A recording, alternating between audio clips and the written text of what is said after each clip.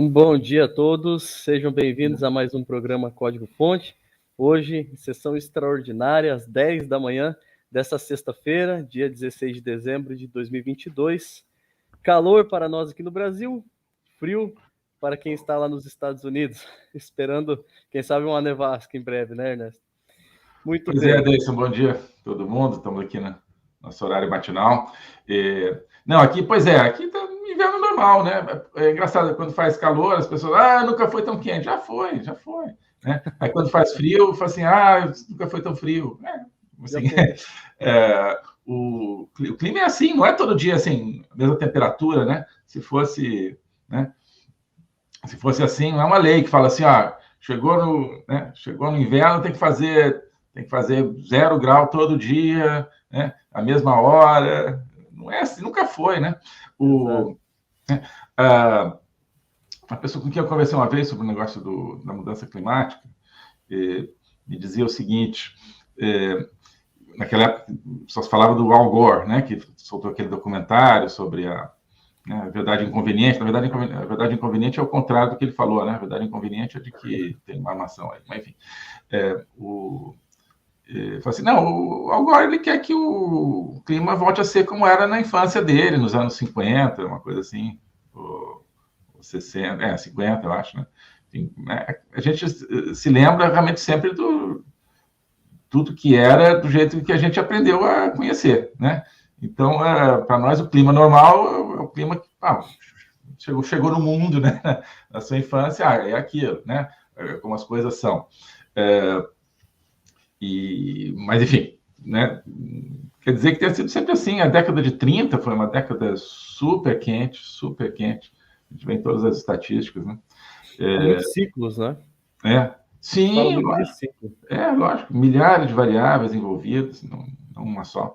Mas, enfim, então, com essa introdução climática, bom dia para todo mundo. Estamos aqui, né, hoje, falar de futuro um pouco, né? Do presente também, claro, também, né? Mas com tantos problemas aí no nosso presente, no nosso país, mas um futuro que, quem sabe, pode influenciar para o bem o andar da carruagem do mundo e do nosso próprio país, sobretudo num tema fundamental que é a liberdade de expressão, né?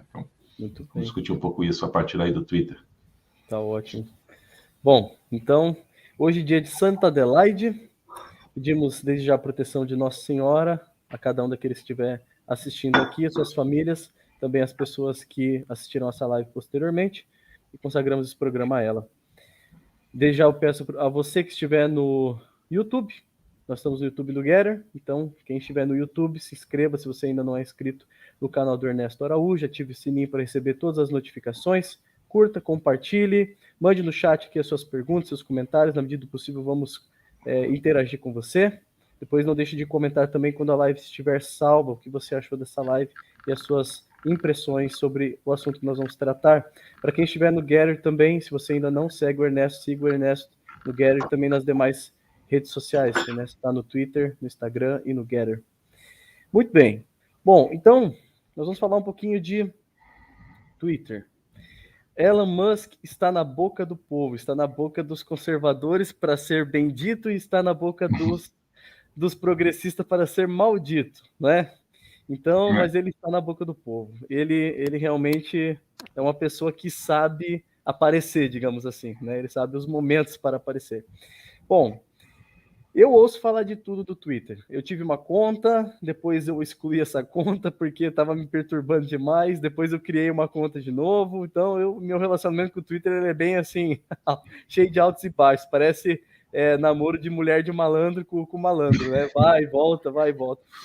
Mas agora parece que deu uma estabilizada, eu consegui achar algumas referências um pouco melhores ali no Twitter. E Ernesto sempre me fala muito uma frase, que o Twitter é uma espécie de cracolândia da internet, né? É uma espécie onde tudo que de ruim tem vai para lá, não há limites, né? É uma verdadeira plataforma de militância, se a gente for analisar, é uma plataforma bastante politizada, né? E um lugar onde a gente tem o quê? Uma série de notícias curtas. Na verdade, a gente não pode nem chamar muito assim de notícias curtas, né? Porque são só chamadas, né? É uma coisa, digamos assim, ele seria como que a plataforma do sensacionalismo, né? A chamada é o que dita a ordem do dia. Mas agora veio o Elon Musk, comprou a plataforma. A gente sabe que nós viemos de uma série de privações ao discurso conservador, desde a época da campanha do Donald Trump, né, para a reeleição. Então a gente pode contar aí mais ou menos uns 3 anos, no mínimo, em que a plataforma ela vem, de uma certa forma, censurando aos poucos, né, as vozes conservadoras. E de repente o Elon Musk, que não é conservador, mas também é uma pessoa que né, parece ser um pouco assim neutro na coisa. Não sei se a gente pode dizer isso, vamos de repente analisar um pouco melhor essa situação. Mas é uma pessoa que preza pela liberdade de expressão, pelo menos parece. E ele veio para acabar um pouco com com esse discurso, de uma certa forma, ditatorial, e também com essa imposição tão ferrenha de regras, né? Realmente, assim, cortando a língua do pessoal da direita, dos conservadores. O que você pensa sobre o Twitter, sobre o Elon Musk agora no Twitter, Ernesto? Pois é, Deison. Com tanta notícia negativa, né? A gente, quando vê uma notícia que parece boa, um conjunto de notícias, a gente tende a ficar com o pé atrás, né? Mas eu até agora tenho achado que realmente o Elon Musk está causando uma revolução no mundo das redes sociais. E isso, acho que hoje é uma das poucas esperanças que a gente tem no mundo, talvez a grande esperança de preservar a liberdade de expressão. Eu acabei de falar essa questão na nossa introdução aqui, que quando a gente vem ao mundo, né, então na nossa infância, juventude, é ali que a gente forma a nossa percepção e acha que aquilo é o normal. E depois mudanças são mudanças a partir daquela normalidade e já chegam em cima de uma opinião que está formada, de uma mentalidade que está formada, né? E aí eu me dou conta do seguinte, geração que está se formando agora, né, chegando à adolescência, juventude agora, desses últimos anos, né, já acha que vai passar a se acostumar com a vigilância da liberdade de expressão, né, com a falta de liberdade, com a falta de latitude para você dizer as coisas, com o policiamento da linguagem, com o policiamento do pensamento. E, diferentemente, por exemplo, acho que a geração logo anterior, né, que chegou com, por exemplo, com o Orkut, né, com o True Outspeak do Olavo, né, aquele começo das redes, né, no começo dos anos 2000, né? Acho que o Twitter, o YouTube é de 2006, por aí, né? Exato, né? Então, foi um extraordinário terreno de liberdade, né? Um extraordinário terreno de, olha, você pode falar as coisas, né? Falar coisas sérias de brincadeira, né? Falar coisas de brincadeira a sério. Você pode colocar a sua visão e, de repente, pessoas desconhecidas concordam com você e desenvolvem a sua ideia, ou pessoas desconhecidas, né, te xingam também, né, mas fazia parte. Mas, sobretudo naquela ideia do Orkut, né, das comunidades, né? Então você, né, ia formando as comunidades, né? Desculpa, desse eu tinha uma que era eu odeio o Grêmio, né? Então, Não, tem umas do Inter também, mas não vamos discutir. Tem, né? Pois é. Vamos preservar a amizade. Mas, pois é. Não, tranquilo. Né? Enfim, então, discurso de ódio, mas era a criação de um novo espaço de responsabilidade também, né? Porque acho que havia uma espécie de autogeração de, não diria de regras, né, mas de uma certa ética, né, de como você se comportar. Pode dizer que era ausência completa de regras. Eu acho que não era. Eu acho que, né, toda a comunidade humana ela vai se organizando de alguma maneira, e essa organização era uma organização acho que muito aberta à criatividade, né? Muito aberta à exploração de novas ideias, novos ângulos, novos aspectos. E isso acho que gerou, entre esse começo das redes sociais e ali ano de 2015, 2016, gerou toda a revolta mundial contra o politicamente correto, que, de diferentes maneiras, resulta, né, no Brexit no Reino Unido, resulta na eleição de Donald Trump nos Estados Unidos, resulta, por que não, no impeachment da Dilma no Brasil e depois na eleição do presidente Bolsonaro. Todos esses movimentos, né, foram, em grande medida, oriundos das redes, oriundos desse novo clima de liberdade, né? Dessa não só simplesmente de você dizer o que quer, mas de você ouvir o que você não quer também, né? Ouvir o que você não espera, né? Isso é tão importante quanto você poder dizer. Hein? Eu me lembro em 2018, mais especificamente, 17, 18, quando a gente estava aqui no Brasil no período de pré-campanha, e como é que o nome do presidente ficou assim na boca do povo. Eu lembro que o pessoal abria lives, né? Um monte de gente, todo mundo que estava no lugar, então passou a ter acesso porque tinha o 3G no sinal, no celular, né? E até então há pouco tempo você não tinha uma internet tão vasta assim nos grandes centros, né? De repente o pessoal deu aquele boom ali em 2010, 11, 12, e quando chegou em 18, o pessoal usou dessa tecnologia para divulgar. Eu lembro que era assim, eu chegava em casa, às vezes do trabalho, era fim de tarde, e eu recebi uma mensagem, né, já no WhatsApp, o presidente chegou no aeroporto tal. Aí tava lá, o Bolsonaro descia, aquela multidão, todo mundo queria ir, todo mundo queria participar daquela recepção, todo mundo se sentia representado pelo discurso do presidente na época, né, do candidato da época. E eu vejo como isso foi assim, um dos instrumentos fantásticos que fez com que a popularidade dele crescesse. Para mim foi uma coisa tão avassaladora. Eu lembro que eu fui a Santarém em novembro de 2017, isso, né, quase um ano antes da eleição.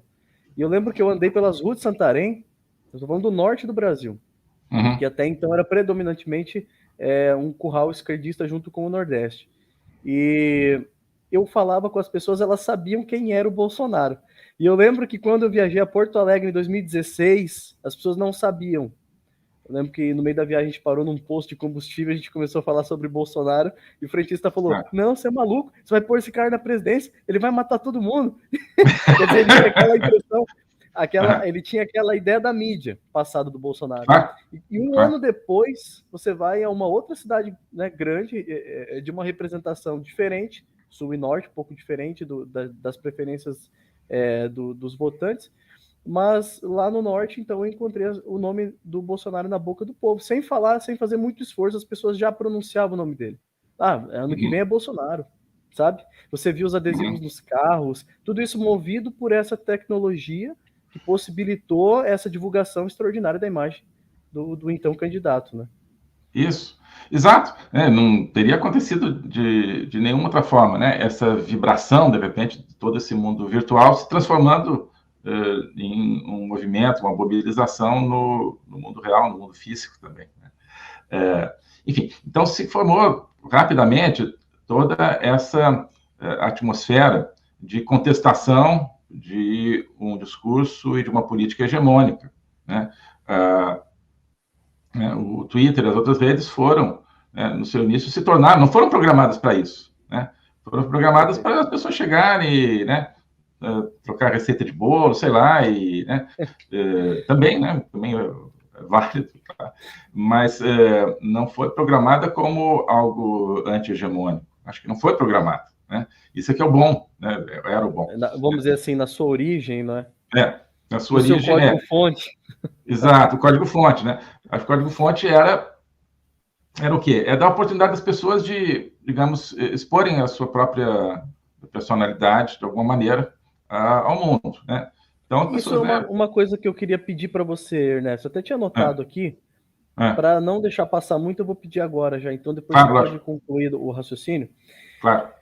Você vê algum problema em todas as pessoas poderem falar o que elas pensam? Você acha que essa liberdade ampla, né, que antes era restrita aos intelectuais e às autoridades e aos artistas, digamos assim, você acha que isso prejudica a vida em sociedade ou isso contribui para uma melhor vida em sociedade?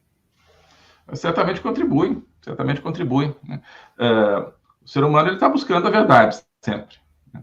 A verdade não é algo facilmente objetificável, né? Objetivável e nem encontrável. A verdade é algo que se esconde, né? Heráclito dizia: a natureza ama esconder-se, né? Fusis cryptestae filei. Então, a natureza não só física, mas a natureza humana, né? Então, quanto mais gente procurando a verdade, melhor. Né?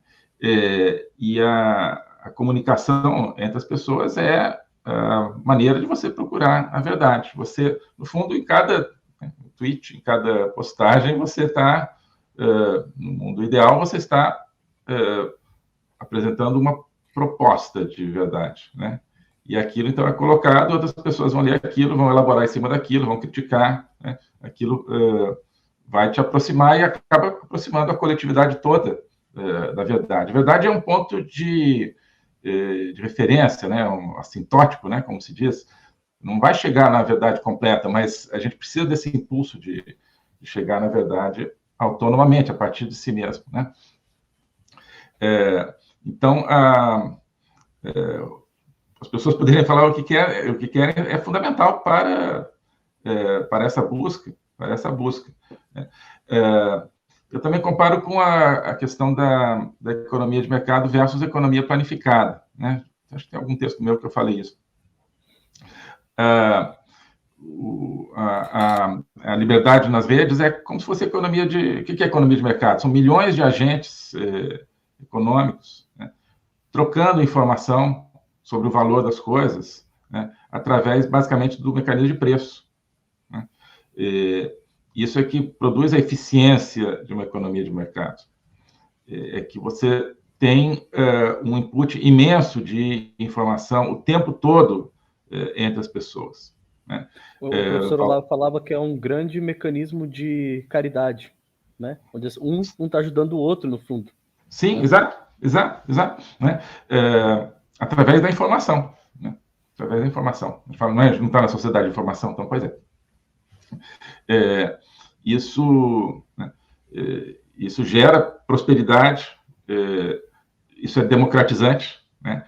A economia de mercado ela é democratizante, porque, né, todos os atores têm a possibilidade de participar e contribuir, digamos, na fixação do valor das coisas, do preço, melhor dizendo. Inclusiva seria a palavra. Ela é inclusiva, né? Então, né, quando você compra ali o negócio no sinal, a balinha no sinal, você está participando desse mecanismo, né? R$2 é o preço do negócio que geralmente o cara põe ali, né? Daqui a pouco, se for 3, será que as pessoas vão comprar ou não? Você está participando do processo, né? E assim por diante. Né?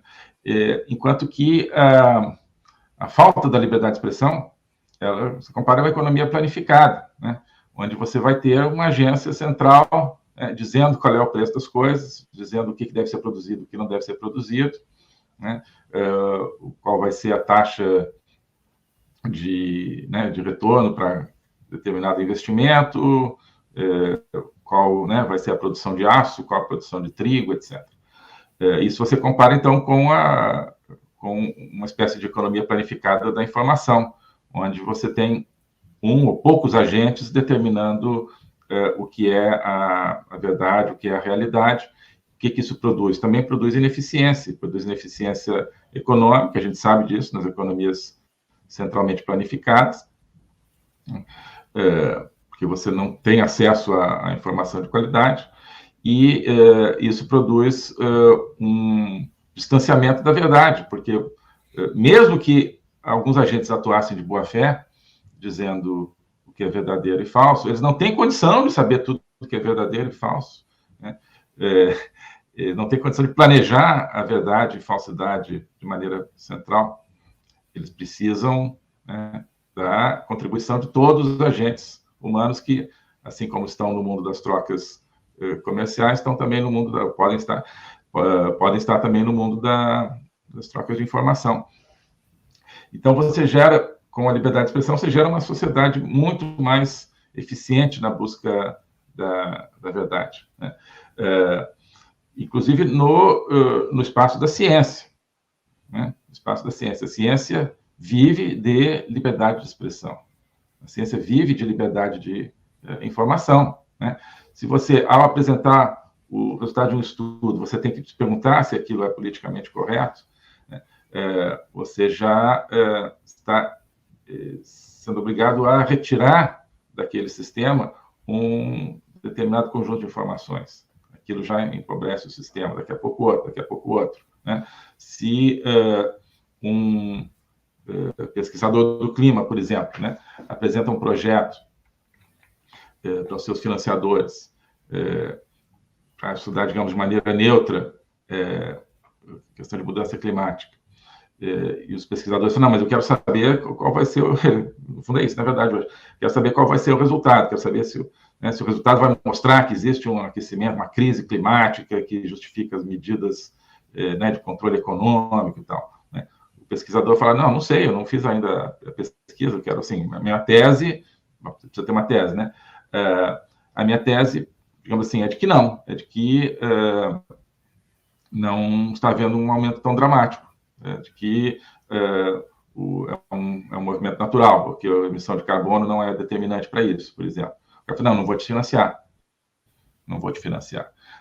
Então, né, isso já retira, porque, claro, ele está indo contra uma determinada hegemonia, né? Isso te retira, então, mais um pedaço de informação da ciência, né? E assim por diante, né? Quantas informações científicas foram negadas, foram retiradas desse espaço, né, no tema da pandemia, no tema de medicamentos, por exemplo. Pois é.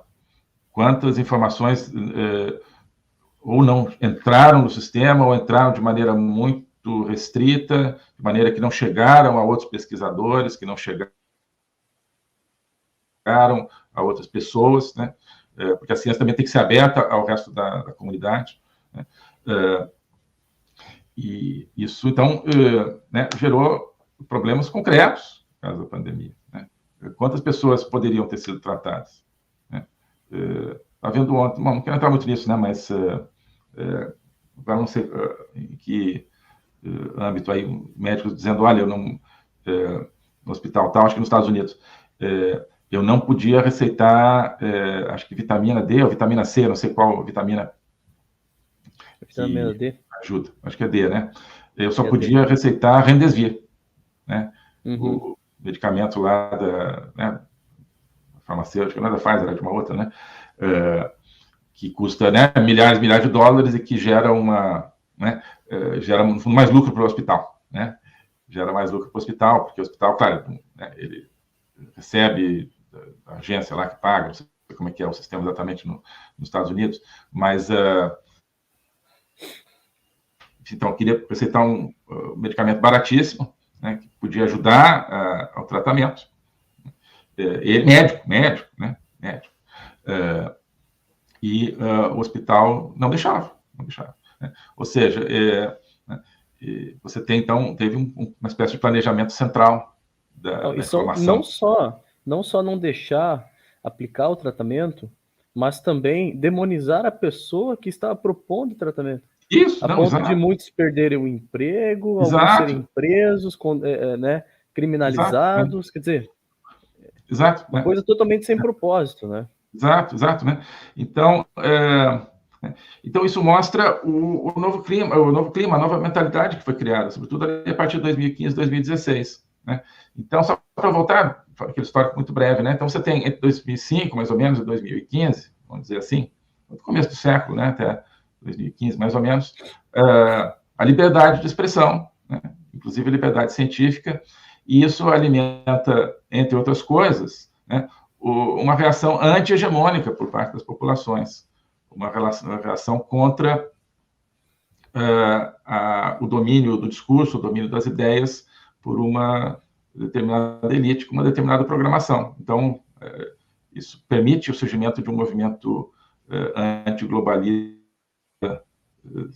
pujante, né? Pujante. Eu me lembro, eu fiz uma palestra na Heritage Foundation em 2019, né, em que eu falei da eleição do Trump, eleição de Bolsonaro no Brasil, como parte de que eu chamei International Insurgency Against Bullshit, né, uma insurgência internacional contra a baboseira, se você quiser, né, contra a mentirada, contra... Isso, as redes foram o espaço e o ocasionador dessa revolta internacional, né? E aí veio a contra-revolta, claro, né? Veio a contra-reação, né? Que, a partir de então, começou a dizer, olha, nós precisamos voltar a dominar isso aqui. É como se você tivesse uma economia de mercado que surgiu espontaneamente, que estava funcionando bem, mas contra os interesses de uma elite econômica. Se eles falam, não, e política, eles vão pegar de volta isso aqui, né? Vamos voltar a centralizar a economia, vamos estatizar tudo. Isso, né?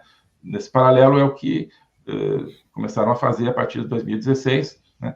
Com a crescente desculpa de que você não pode ter liberdade de expressão, né? Porque você não pode ter discurso racista, não pode ter discurso de ódio, não pode ter discurso transfóbico, etc. O que é isso? Isso é um movimento de poder, um movimento de centralização do poder, né? E com a pandemia, claro, eles usaram a desculpa de uma questão que é apresentada como sendo de vida ou morte para centralizar ainda mais. Assim, se todo mundo começar a falar o que quer, todo mundo vai morrer, né? Na verdade, é o contrário, né? Na verdade, eles é que omitiram informações e omitiram possibilidade de tratamento, omitiram informações sobre as injeções, etc. Mas, então, é essa involução. E aí que está. Eu acho que não é bom, né? Todo tempo da máquina de escrever, né? Mas né? Me considero identificado com essa geração aí que, né, entrou aí na vida através da liberdade nas redes. Né? Então, para nós é um absurdo tudo isso que está acontecendo. Agora, tem uma geração que está chegando agora, né, que já são alguns anos disso, hoje as coisas, a velocidade, né, da mudança social é muito intensa. Então, já chegam com um novo paradigma, né, de que as redes é um lugar para você ter medo do que você vai dizer. Exato. Né? Era para ser um lugar de espontaneidade, né, de brincadeira, né, de alegria na construção do pensamento, né, de criatividade, né? Passou a ser um lugar de medo. Né? Mas, passou a ser um lugar de medo. Percebo então, que as pessoas não conseguem mais conversar como gente decente. Quando eu começo a ver, assim, pego um postzinho lá do Twitter, ou eu, de repente, entro ali no Instagram, vejo alguns comentários, alguma postagem,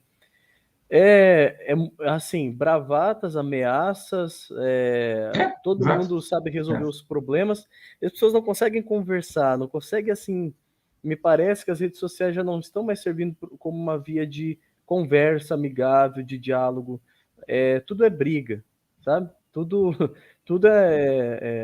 digamos assim, os extremos, né? O pessoal não consegue fazer aquele esforço que você falou antes, que para o qual talvez a rede social existia no começo, que era para buscar a verdade, ajudava, era um mecanismo para ajudar a buscar a verdade. Parece que agora isso aí sumiu, né? Eu não sei se talvez foi por esse talvez intenso rally político que tem acontecido aí nos últimos anos, mas me parece que as pessoas não conseguem mais conversar. Não, exatamente isso. Mas isso é parte dessa contra-reação do sistema de controle, né? Tornar o diálogo tão nocivo que as pessoas não vão querer mais dialogar fora de um script dado, né? Então, aí que vem a questão dos briefings, né? Então, em cada tema você tem o briefing, as coisas que você pode dizer, se você não disser aquilo, você vai ser xingado, vai ser ostracizado. Mas aí a gente aprisionou o Logos. Exatamente, mas exatamente, né? Então, Twitter, Orkut, tudo isso liberou o Logos de repente, né? O mundo podia virar realmente um não digo um paraíso, né, mas um jardim da liberdade de expressão, né? Isso ia trazer liberdade, prosperidade econômica, inclusive, para as pessoas, né? Ia democratizar os países totalitários, ia favorecer a ciência e a tecnologia, né? Com circulação imensa de dados, etc., né? Mas alguém não queria, tá? Quem detinha o poder hegemônico, né? Quem detinha o poder hegemônico. Então, um exemplo agora de controle que me chamou muito atenção, eu vi acho que ontem ou anteontem, porque, bom, primeiro saiu aquela notícia de que, acho que o TSE, algum juiz do TSE, né, estão fazendo uma lista de expressões que têm que ser proibidas porque são expressões racistas, né? Entre elas, por exemplo, a palavra esclarecer, né? Que significa iluminar, né? Claro, é aquilo que ilumina, né? Não tem a ver com a cor da pele das pessoas, obviamente, né? E assim por diante. Essa me chamou muito a atenção, né? Tudo que tem a ver com a palavra claro, né? É uma raiz muito antiga, né? Que vem da luz do sol, né? Que ilumina as coisas, né? Então, o sol é racista, né? Na verdade, isso é nominalismo, né? A gente para analisar, porque não, tem a questão do nominalismo. Da inversão dos significados ali por meio da sua vontade de querer colocar um sentido contrário na palavra. Evidente, é você isolar a palavra da realidade, né? Isolar, você pega só a palavra, cadê a realidade? O discurso ele tem que ser, o logos ele é um diálogo justamente permanente entre a palavra e o sentido, né? Entre a palavra e a realidade, né? Então é você o globalismo, em grande parte, ele é isso. Ele é um machado que vem e corta essa ligação. Você fica só com a palavra de um lado, a realidade do outro, né? E quem detém o poder manipula essa relação de maneira artificial, né? Manipula as palavras aqui, manipula a realidade ali, e você não tem como contestar isso, porque não existe esse diálogo, né? Mas, enfim, então só essa lista, né? Aí, no dia seguinte, eu vi no Twitter, eu acho, uma notícia dizendo assim que eu acho que uma apresentadora, agora não sei bem quem foi, contestou isso, e aí tinha uma manchete assim dizendo fulana, enfim, desculpa quem é, não sei o nome, então a pessoa tal defende o uso de expressões racistas, né? Então, como sendo um absurdo. Então, isso aí deixou muito claro qual é a técnica de dominação, né? Então, você cria uma norma completamente artificial, né? Mas com base em um princípio válido, né? Claro, racismo é uma coisa hedionda, etc. Então, você fala, tá, você é contra o racismo? Sou, né? Então, a palavra esclarecer é uma palavra racista. Eu falo assim, não, peraí, não é. Assim, você é racista, está defendendo uma palavra racista. Quer dizer, até um minuto atrás não era, agora virou, né? Isso aqui virou racista, então você virou um racista, né? Porque eles têm a definição do que é o racismo de maneira nominalista, não de maneira relacionada com a realidade, né? Exato. Então, claro, aí quem vê essa notícia fala assim, puxa, a mulher está defendendo expressões racistas, que coisa absurda, vamos cancelar essa mulher, né? Não, ela está defendendo o uso da palavra esclarecer, né? E alguma outra. Bom, não sei, não vi toda a lista, né? Está circulando por aí um trecho da família Dinossauro, né? Sim. Você já viu? Eu vi isso. Para proibir determinadas palavras, né? E aí os juízes estão lá, então vamos proibir também isso, também proibir aquilo, não me lembro quais são as palavras, né? E, bom, isso é muito bom. Eu não sei se vocês mudaram a dublagem ou se é daquele jeito mesmo, o original, acho que é daquele jeito mesmo. Deve ser, eu acho que era bem fiel a dublagem. Né? Eu sugiro, né, as pessoas olharem, porque é aquilo que aconteceu, né? Então, a partir de uma premissa correta, você cria uma conclusão totalitária e intelectualmente desonesta, né?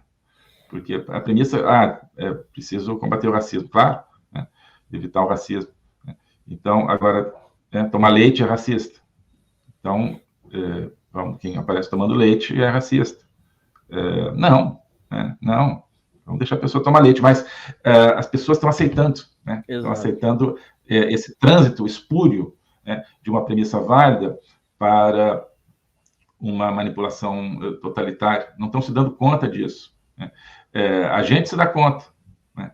Mas as pessoas que estão chegando no mundo agora, digamos, né, no mundo do pensamento, já estão chegando, né, com base nisso. Então, ela pode muitos, até... inclusive, já treinados, vamos dizer, pela própria escola que frequentaram, a identificar, né? Então, olha, vai para casa e vê se seu pai faz assim, vê se a sua mãe faz assim, né? Vê se seu vizinho faz assim, que são aqueles que serão os futuros dedos duros, né? Exato, do regime totalitário. Exato. Para essas pessoas, o crédito social vai cair como uma luva. Exato, né? Então, é uma geração que, justamente, ela já é ensinada a se desvincular das gerações anteriores, né? Que são aquelas que ainda preservam uma capacidade crítica diante desse tipo de manipulação, né? Então, justamente, ela vai chegar isso em casa, o pai e a mãe vão dizer, não, que absurdo e tal. Aí ela vai chegar na escola e dizer, não, meu pai é racista, né? Que absurdo, seu pai é racista. As pessoas não vão mais investigar qual é a origem dessa atribuição de racismo, nesse caso. Então é racista, ele vai ficar com aquela imagem.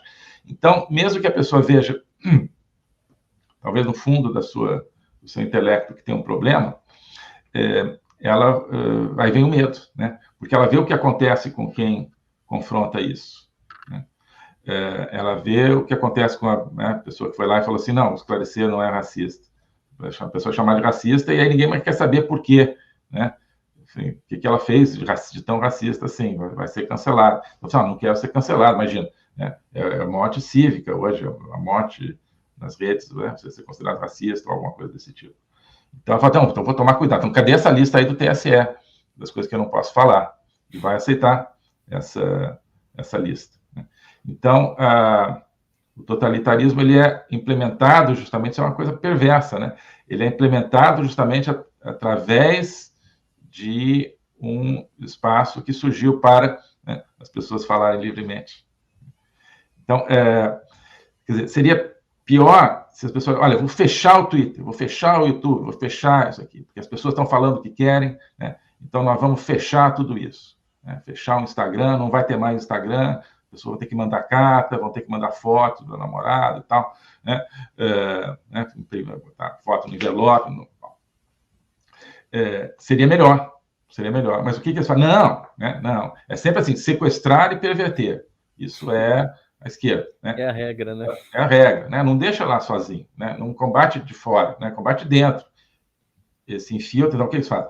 Pegam as redes, né, e usam digamos, não vou dizer dependência, porque é uma coisa negativa, mas usam o comprometimento crescente que as pessoas têm na rede, tanto do seu tempo, que elas investem, o investimento que as pessoas fazem na sua presença na rede, usam isso para controlar, né? Assim, olha, você só vai continuar tendo essa presença se você obedecer às normas da Central da Verdade, né, do Ministério da Verdade. Então, esse é que é o problema, né? É usar um mecanismo bom para... Assim como, de um modo geral, o que é o globalismo, né? Na forma de comunismo do século XXI. Ele não é um combate contra o capitalismo, né? Isso foi a virada da esquerda ali, justamente por volta do ano 2000. Eles começaram combatendo a globalização, né? Isso aqui é um megacapitalismo e tal. Aí começaram a ver, não, a globalização é boa, gente. A globalização está democratizando o acesso às coisas, as pessoas têm mais recursos, as pessoas estão comendo melhor, estão vivendo melhor, né? Não, peraí, né? Então, agora, é o problema do comunismo, né? Ele nunca fala assim, o comunismo não dá certo, gente, vamos esquecer. Não, né? Como é que a gente vai destruir esse negócio, né? Então, então, ele deixa de combater o capitalismo na sua forma globalizada, fala assim, não, vamos penetrar nessa coisa, né? E vamos entrar na sala de máquinas disso aí, né? E vamos combater o capitalismo por dentro, né? Como? Mudando a mentalidade das pessoas. fazendo com que as pessoas deixem de valorizar a liberdade econômica, deixem de valorizar a liberdade política, deixem de valorizar toda a coesão social, a questão da sociedade de confiança, que precisa ser a base do capitalismo, né? Vamos pulverizar as sociedades, né? Vamos criar... não é a questão de você adquirir o controle das empresas por parte de um governo socialista, assim, olha, vamos adquirir o controle da mentalidade das pessoas que comandam as empresas. Perfeito. Né? Aí você tem o lacrocapitalismo, né? Em lugar do macrocapitalismo. Né? Você forma dirigentes já formados na lacração, então eles vão lacrar dentro das suas empresas, vão trazer as suas empresas para dentro da lacração. Perfeito. Né? Você percebe que essa mudança ela acontece quando você começa a associar as plataformas de mídia social a valores. Porque você percebe assim, a pessoa criou uma plataforma. Quando ela cria, em geral, ela cria, né, com uma ideia original e não está vinculada a nenhum tipo de financiamento, nenhum tipo de vínculo comercial, financeiro, enfim. Quando ela percebe que aquela ideia deu dinheiro e aquilo começa a valorizar, então ela começa a introduzir ferramentas. E essas ferramentas que ela introduz na plataforma, de uma certa forma, está ligada ao mundo financeiro, né? E a partir daí ela começa a ter que escutar a ordem de quem ela não precisava antes, né? A gente olha, por exemplo, o Elon comprou aí o Twitter, mas o Twitter tem marketing, né? O Twitter faz vendas, a gente tem uma série de ferramentas dentro do Twitter ali que depende de repente, investidores externos. E ele tem também o grupo de investidores com ele, com certeza. Vai ter mais gente que está interessada naquilo.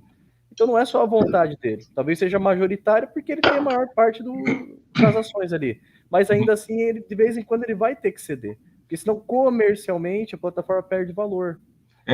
Então, quando você olha lá no original, você não tinha esse vínculo comercial. Hoje você tem. Então, bastou injetar dinheiro no negócio, acabou. Acho que essa é a forma que se tem muito de conseguir entrar no coração dessas empresas que gerenciam as mídias, né? Exato, né? Assim como o famoso ESG aí, a maneira de você entrar no mundo do capitalismo com a histeria climática, né? Usando marketing. Exato. Usando marketing, né? Porque você promove a empresa através de marketing, porque ação concreta mesmo não existe. Isso, né? E você começa a direcionar os investimentos não de acordo com a taxa de retorno e, portanto, a possibilidade de ser um investimento eficiente, que gere riqueza, que gere emprego. Não, né? Você passa a direcionar de acordo com algo que é centralmente planificado, né? Que é a questão do clima. Né? Nós temos um programa que a gente fez sobre isso, né, Ernesto? Eu vou até, inclusive, procurar aqui e vou passar para o pessoal sobre essa questão do ESG que a gente fez. Pois é, né? Então, quer dizer, não é que o clima seja planejado, mas ele está sujeito hoje a um discurso centralmente planificado, né? E assim que você está destruindo, então, por dentro a economia capitalista. Porque a economia capitalista precisa, né, desses mecanismos de saber onde está a taxa de retorno, né? E isso é o que cria riqueza e democratiza a riqueza, né? Democratiza a riqueza. Então, isso está sendo destruído por dentro, né? As empresas estão... Não é que chegou um comissário do povo e tomou o controle das grandes multinacionais, não. Né? As multinacionais é que estão implementando mecanismos anticapitalistas, né? Isso aqui é o problema, né? O mundo está empobrecendo por causa disso. O mundo vai empobrecer, está empobrecendo cada vez mais, né? Você vê na Europa, as pessoas estão desesperadas agora com o frio, no inverno, né? Muitas pessoas não conseguem pagar suas contas de calefação, né? Exatamente. Suas contas de energia, porque... e também a escassez de alimentos, está começando a faltar alimento na mesa. Exato. As duas coisas, tudo é ser oriundo do clima. Não tem nada de puto, quer dizer, a guerra da Ucrânia piorou um pouquinho, né? Mas isso vem de antes, né? Isso vem do seguinte... você botou aí, né, o link do macrocapitalismo, lacrocapitalismo. Um vídeo que eu fiz, né? Esse problema vem do fato de que renunciaram, os europeus, sobretudo, os americanos também estão fazendo a mesma coisa, aos combustíveis fósseis, né? Sem ter algo eficiente para substituir. Então, claro, a Rússia era um fornecedor de gás, mas eles tinham que ter, não podiam ter eliminado as indústrias nucleares, né? que aí é uma agenda do movimento verde até anterior, um pouco ao climatismo, digamos, quer dizer, surgiu junto, mas triunfou antes, né? Não podiam ter eliminado o nuclear, não podiam ter eliminado o carvão, né? O carvão, você tem o carvão que é mais limpo, digamos, do que o carvão tradicional, digamos assim, né? Isso poderia estar evoluindo, né? Existe toda a questão da eficiência energética, que estava evoluindo muito, naturalmente, a partir de mecanismos de mercado, né? Estava evoluindo, né? Para você agora continuar usando, tendo a base do combustível fóssil com menos emissões, né? O pessoal anda forçando a amizade, né? Hein? Oi? O pessoal anda forçando a amizade agora. Exato, forçando a amizade. Acelerando uma coisa que era orgânica, né? Sem ter um plano de contingência. Exato. Exatamente, né? Exatamente. Perfeitamente.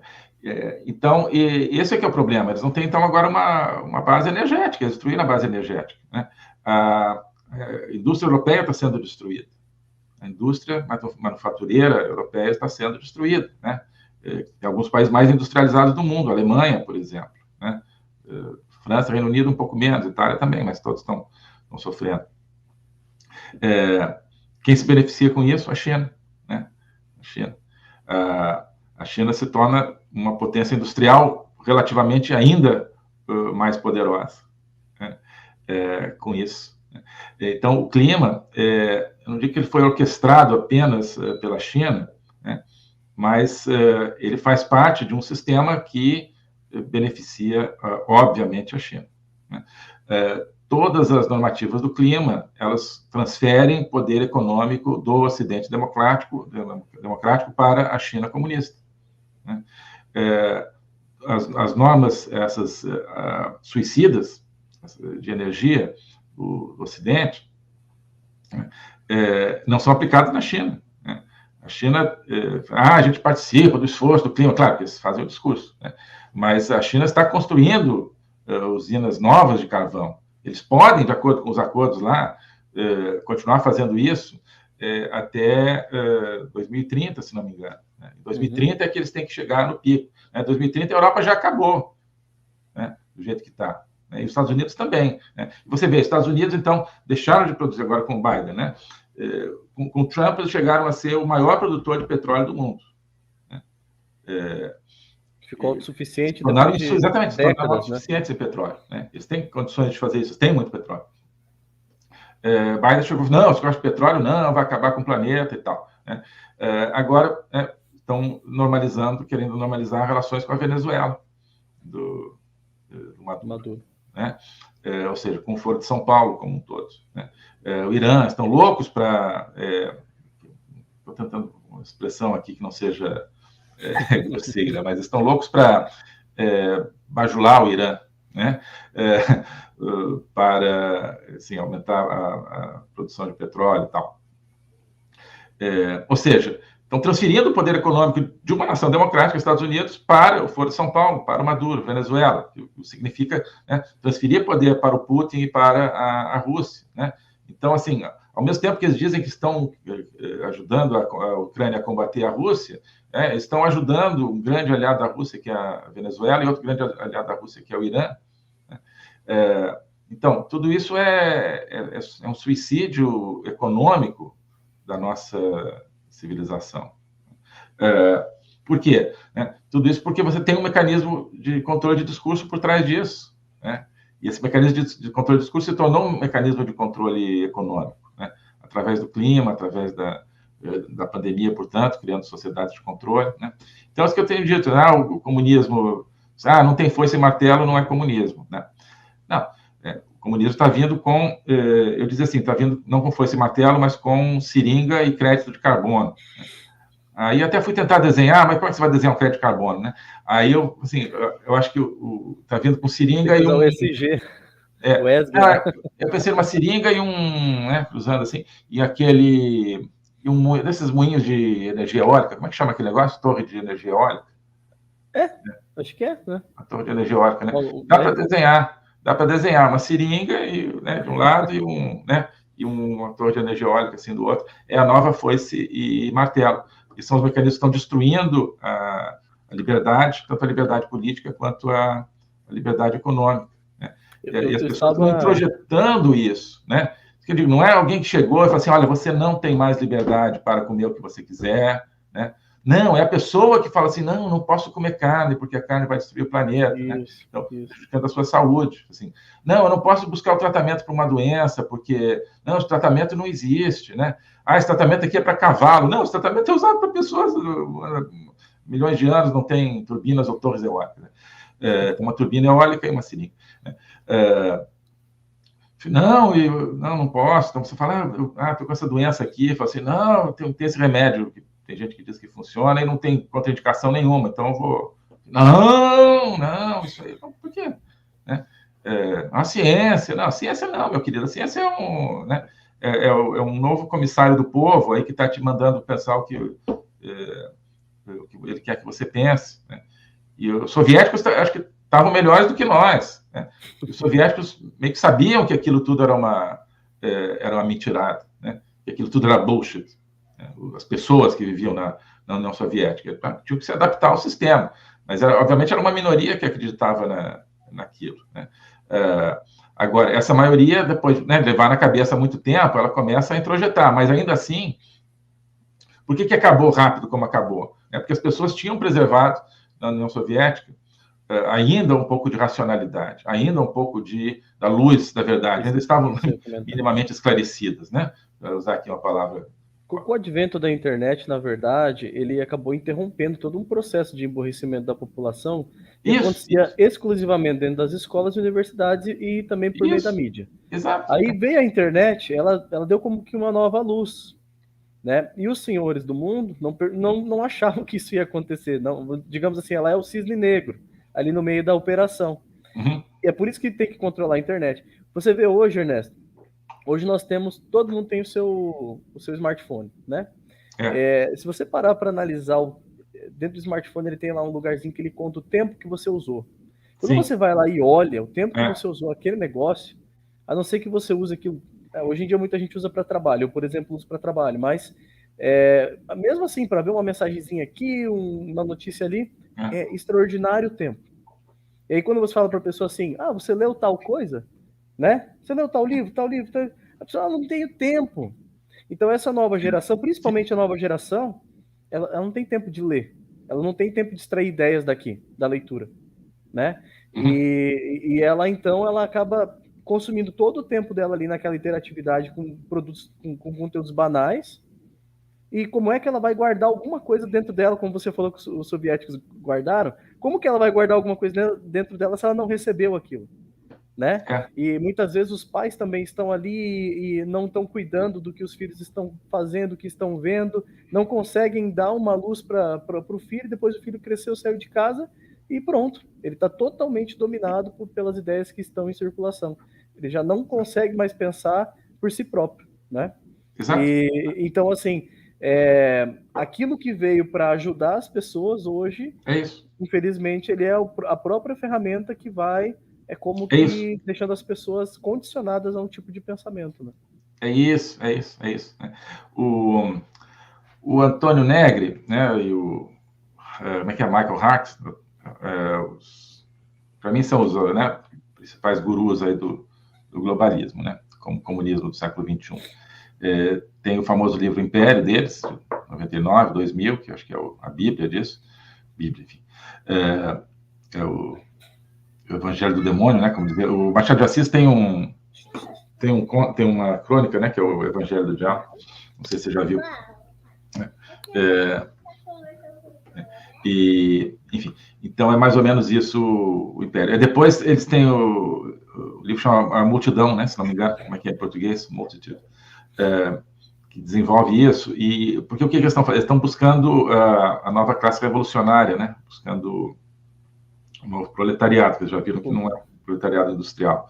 Então, eles criam essa figura... a figura da multidão. Né? A multidão, para eles, é uma figura justamente do mundo virtual, se eu entendo bem. Né? Digamos, são as pessoas que se movimentam no mundo virtual. Né? Que acabam vivendo sua vida social, econômica no mundo virtual. Para eles é a multidão, são pessoas assim desvinculadas de nações ou de comunidades, que vivem ali. Para eles, isso vai ser a nova classe revolucionária. Então, isso que está acontecendo, né? Eles estão transformando os usuários das redes em uma classe com uma consciência imposta de fora, né? Uma pseudoconsciência. Eles conseguiram, né? E em termos numéricos, né? Se você não teriam, acho que essa capacidade, né, de convencer as pessoas, mas com essa infiltração através das redes, através da manipulação, eles estão realmente transformando o mundo dos usuários das redes nessa multidão, nesse novo proletariado.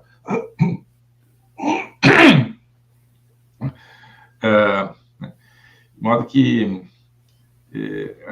Elon Musk é uma esperança, eu acho, realmente. Né? Eu vi uma imagem esses dias, achei muito interessante.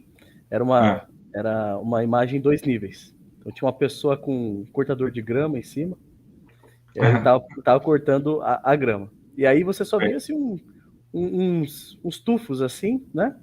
E aí embaixo era um monte de gente olhando pro celular com a cabeça baixa. Aí assim, quando alguém levantava a cabeça, ele cortava. Pois é. Se você tirar a cabeça, se você tirar os olhos daquilo que estão te oferecendo e você tentar pensar diferente, os senhores vêm e cortam a tua cabeça. De alguma forma eles vão fazer isso, né? Pois é. E o Elon Musk está ali, está botando a cabeça para fora disso, né? E todo dia estão ameaçando cortar a cabeça dele, né? Tem, assim, estuda aí o perfil do Elon Musk, parece que tem coisas meio complicadas em termos de adesões dele aí a certas ideias, né? Pouco tempo atrás, eu vi um tweet dele basicamente endossando a ideia mecanicista e reducionista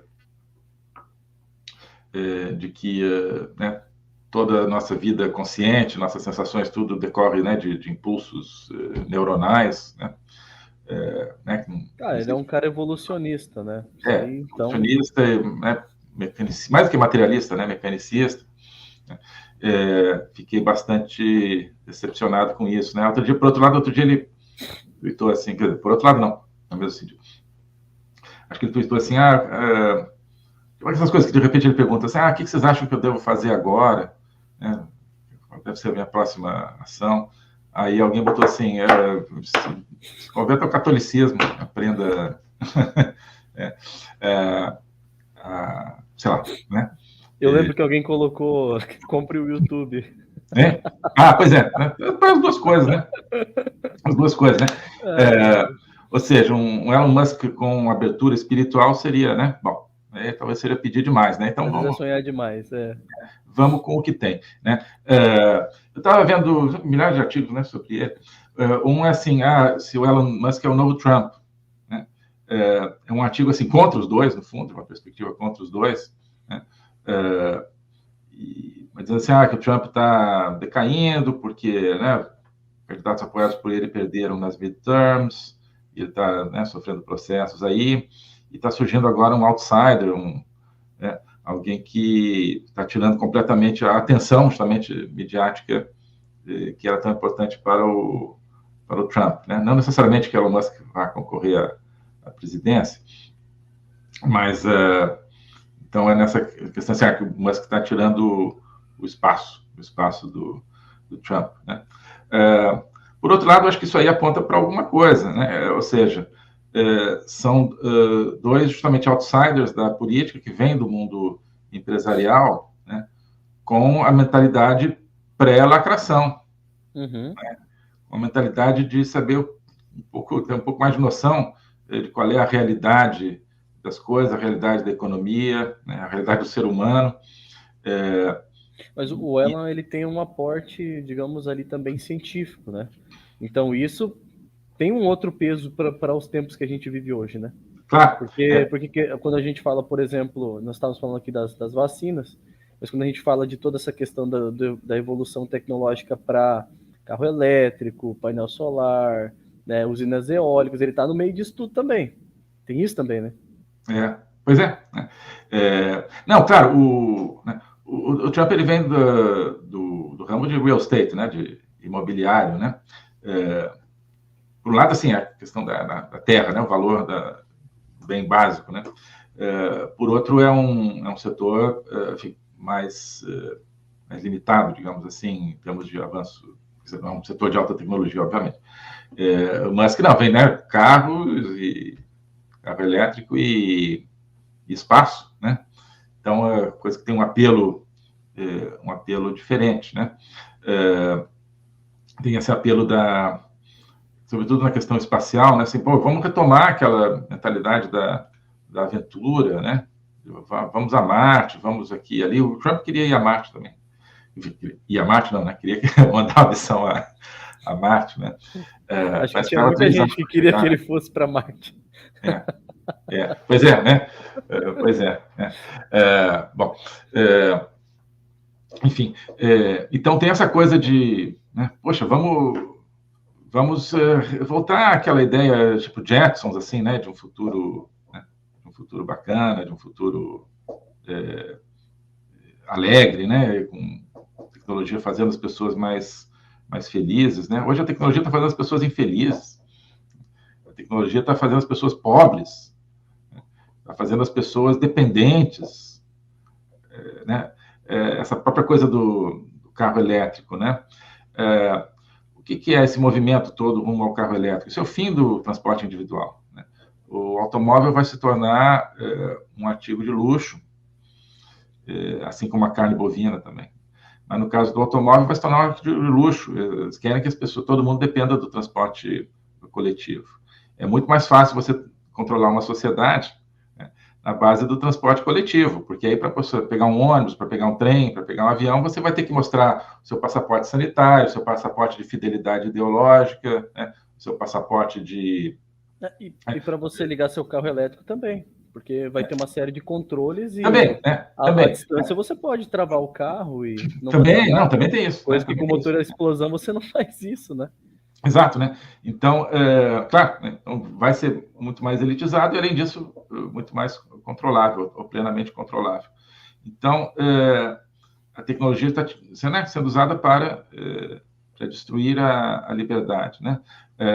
Toda a inteligência artificial, que podia estar sendo usada para tanta coisa boa, está sendo usada para ver quem usou a palavra racista, quem usou a palavra transfóbica ali, né?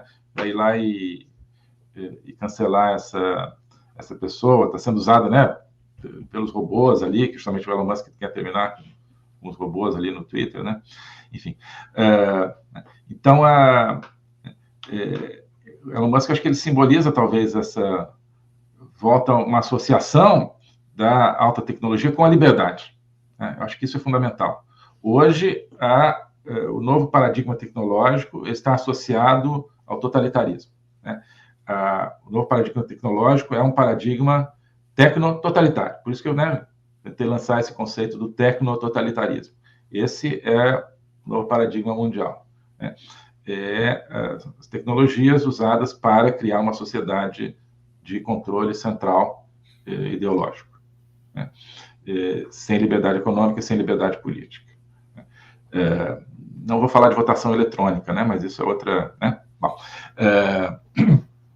outra dimensão aí pela qual a tecnologia favorece, né, dá uma favorecida, né, no controle, né? Bom, como se precisasse, né, mas enfim, tem lugares em que precisa. Só para confirmar, né?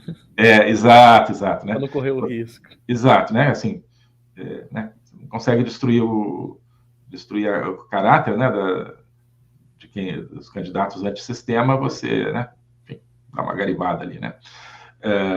Bom, então a gente precisa ter, e o Elon Musk acho que pode simbolizar isso. Então, redes sociais, né, surgem como um instrumento de liberdade, que se tornar um instrumento de controle, podem voltar a ser um instrumento de liberdade, né? Uma nova corrida espacial, né? Poxa, isso pode, né, nos dar, assim como a corrida espacial anterior teve, né, aquele famoso spillover, né, todos os avanços, né, que vieram da corrida espacial para a sociedade como um todo, o próprio computador, etc. Pode nos abrir todo um campos inimagináveis aí, mas é preciso que a gente mude esse paradigma, né? Isso eu falei bastante disso ali, sobretudo, né, a partir de 2020, quando estava ainda no Ministério, né? Que as pessoas meio que não leram as coisas que eu escrevi, que eu publiquei, que eu falei, né? Não assistiram, preferem, né? Outra coisa, né? Você vê uma manchete, né? Do que, né, tentar desenvolver um pouquinho uma ideia, né? Não leram meus tweets, né? Eu ia tweetando. Enfim. Ou leram, assim, mas não leram, né? Mas porque ele fala isso assim, a gente hoje precisa, em todos os momentos, eu acho que eu fiz uma palestra uma vez sobre isso, em todas as revoluções tecnológicas, a nova tecnologia ela tem pode ter um caráter destrutivo e um caráter libertador. Então, o fogo, né? Quando dominaram o fogo, né? O fogo é perigoso, o fogo pode queimar, né? Pode incendiar, né? Mas o fogo, né, permite algumas outras coisas, né? Na civilização, né? E assim por diante. Então, hoje, né, não é automático que o avanço tecnológico leve à liberdade, porque a gente está vendo justamente o contrário. Então, a gente precisaria de um esforço mundial, né? Em vez de ficar lacrando, vamos fazer um esforço mundial para usar as tecnologias pelo bem da humanidade, né? Pela liberdade do ser humano. Então, a primeira premissa é de que o bem da liberdade o bem da humanidade está na liberdade, não no controle, né? Então, vamos reassumir essa premissa, que é a premissa que está nos fundamentos das Nações Unidas, por exemplo, né? Foi abandonado. Vamos reassumir isso e vamos, então, trabalhar por isso, e não está acontecendo. De modo que o Elon Musk, vindo de fora do sistema, eu acho que ele pode reintroduzir isso de tão determinante, né? Quer dizer, você acha que a iniciativa privada em si, ela contribui para a liberdade de expressão, enquanto mais Estado vai contribuir para calar as pessoas? Sem dúvida, né? Sem dúvida. Sem dúvida, né? O Estado, ele sempre chega também querendo produzir uma coisa e muitas vezes ele produz o contrário, né? Na verdade, o que o Estado mais faz é regularizar, né? Regulamentar, digamos assim. Encher de burocracia, né? Exato, né? Pois exato, né? Então, assim, o Estado vem para... precisamos, enfim, combater a pobreza, né? Então, precisa o Estado para, né, acabar com a pobreza. Aí você vem, né, mais regulação, mais estatais, mais gasto ineficiente, né? Mais corrupção, obviamente, né? Tudo isso empobrece a sociedade, né? Com a desculpa de que você precisa combater a pobreza, né? Mas as pessoas ficam só na premissa, não é nem digamos, no primeiro círculo, assim, o Estado quer combater a pobreza? Que bom, isso é um bom objetivo, né? Primeiro círculo. Mas no segundo círculo, aquilo que o Estado, mesmo que seja de boa fé, tenta fazer, na maioria dos casos, produz o contrário, produz empobrecimento, né? Então, tem um problema aí, óbvio, né?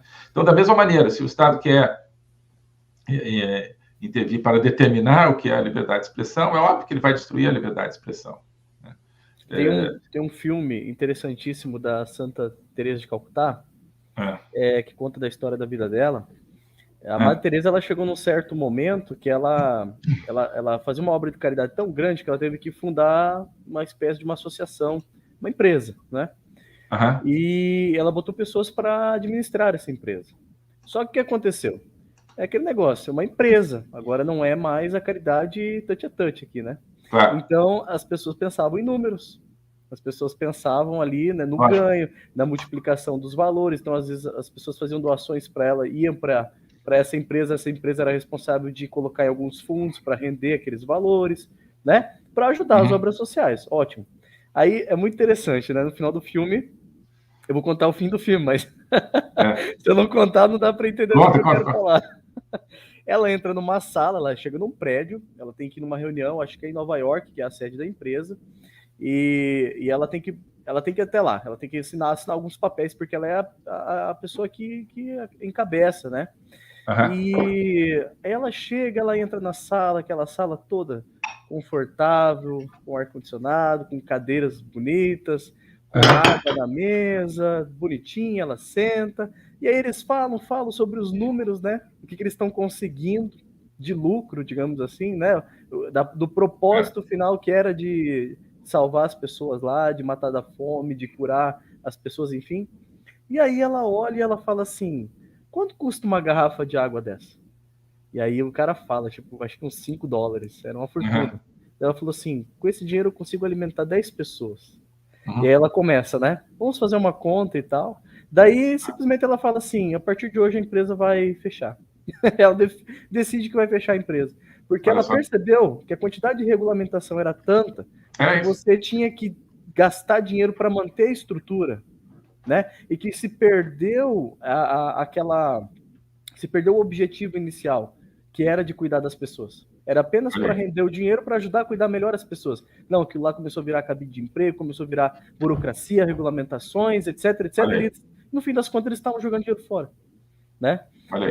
Então ela percebeu, olha, não dá para fazer caridade desse jeito. Eu tenho que fazer realmente eu com os meus pobres e acabou. E aí ela vai lá e fecha o escritório. Exato, né? Exato. Logo depois acontece algumas coisas, ela morre, né? Mas assim, isso já é no fim da vida dela. Sei. Extraordinário. Porque isso, assim, hoje a caridade privada, digamos, né? Seja religiosa ou não, ela é muito, assim, desprezada, né? E, no entanto, ela é muito mais eficiente, né? Com certeza. Porque, né, você pega R$10 e dá para a Madre Teresa de Calcutá, né? Ela vai usar esses R$10, né? Agora, você pega R$10 e dá para o governo em forma de imposto, né? R$8 vai virar corrupção, né? Ou você dá lá para o Banco Itaú, né, para ele compensar os créditos de carbono das suas pegadas de carbono. Exato, né? Isso aí, os outros R$2 vão, né, também, não vai chegar a uns 10 centavos, talvez. Então, mesmo do ponto de vista, né? Mesmo do ponto de vista econômico,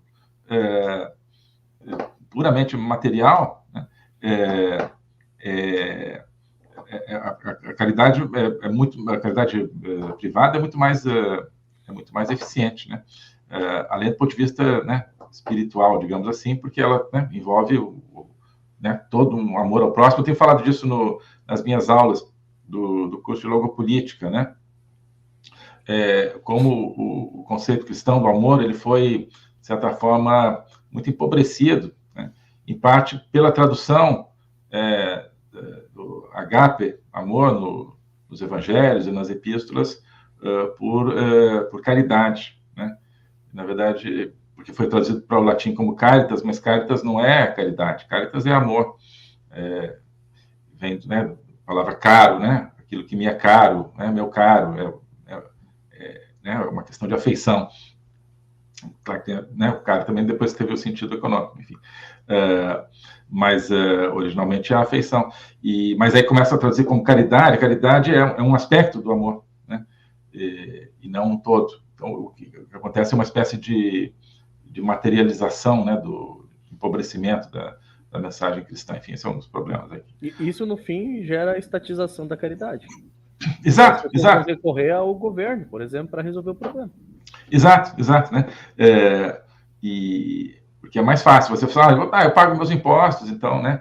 Então não preciso fazer nada, não preciso ter o contato direto com o meu próximo, com o meu irmão, com a pessoa necessitada, né? Ou com aqueles que têm esse contato direto, né?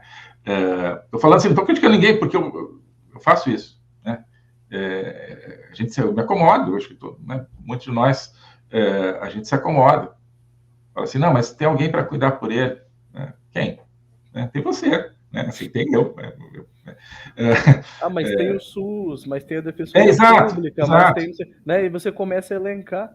Aqui na minha cidade tem um negócio chamado Profam, que é onde o pessoal vai para buscar cesta básica, doação de leite, essas coisas. Mas você pode fazer isso também. Você não tem que esperar do município para fazer um negócio desse, né? Por que você não pode fazer? Por que você não pode ir lá e agir? Por que você não pode ser o agente dessa caridade? Claro, exato, né? E, quer dizer, não estou dizendo que tudo possa ser substituído pelo privado, mas você tem que mudar essa mentalidade. Agora, a mentalidade, ela é da caridade estatal, né? Ela é muito forte. Por quê? Porque ela produz mais poder para a classe política. Né? Com certeza. Político adora a pobreza. É daí que surgem os currais eleitorais. Adora a dependência, né? Claro, criação de dependência. Né? Então, esse foi o problema agora do auxílio emergencial, né? Que era emergencial, se tornou permanente, e agora, né, virou assim, tem que aumentar, não pode diminuir, né? Muito menos acabar.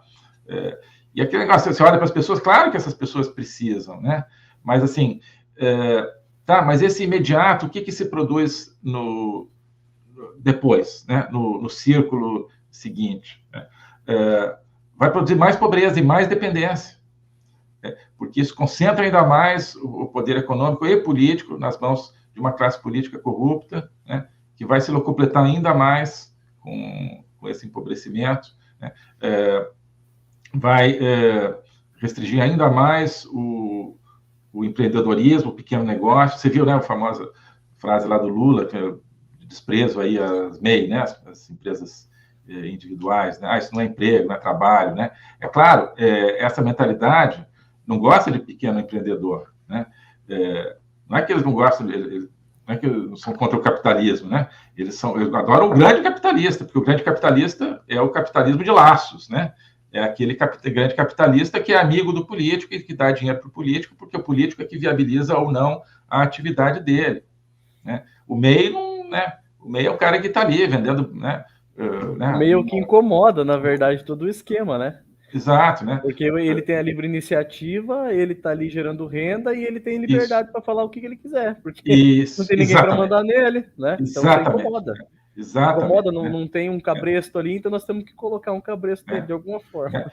Então, o comunista não é o que não gosta de empresário, é o que não gosta de pequeno empresário. Ele adora o grande empresário, os empresários de estimação, né?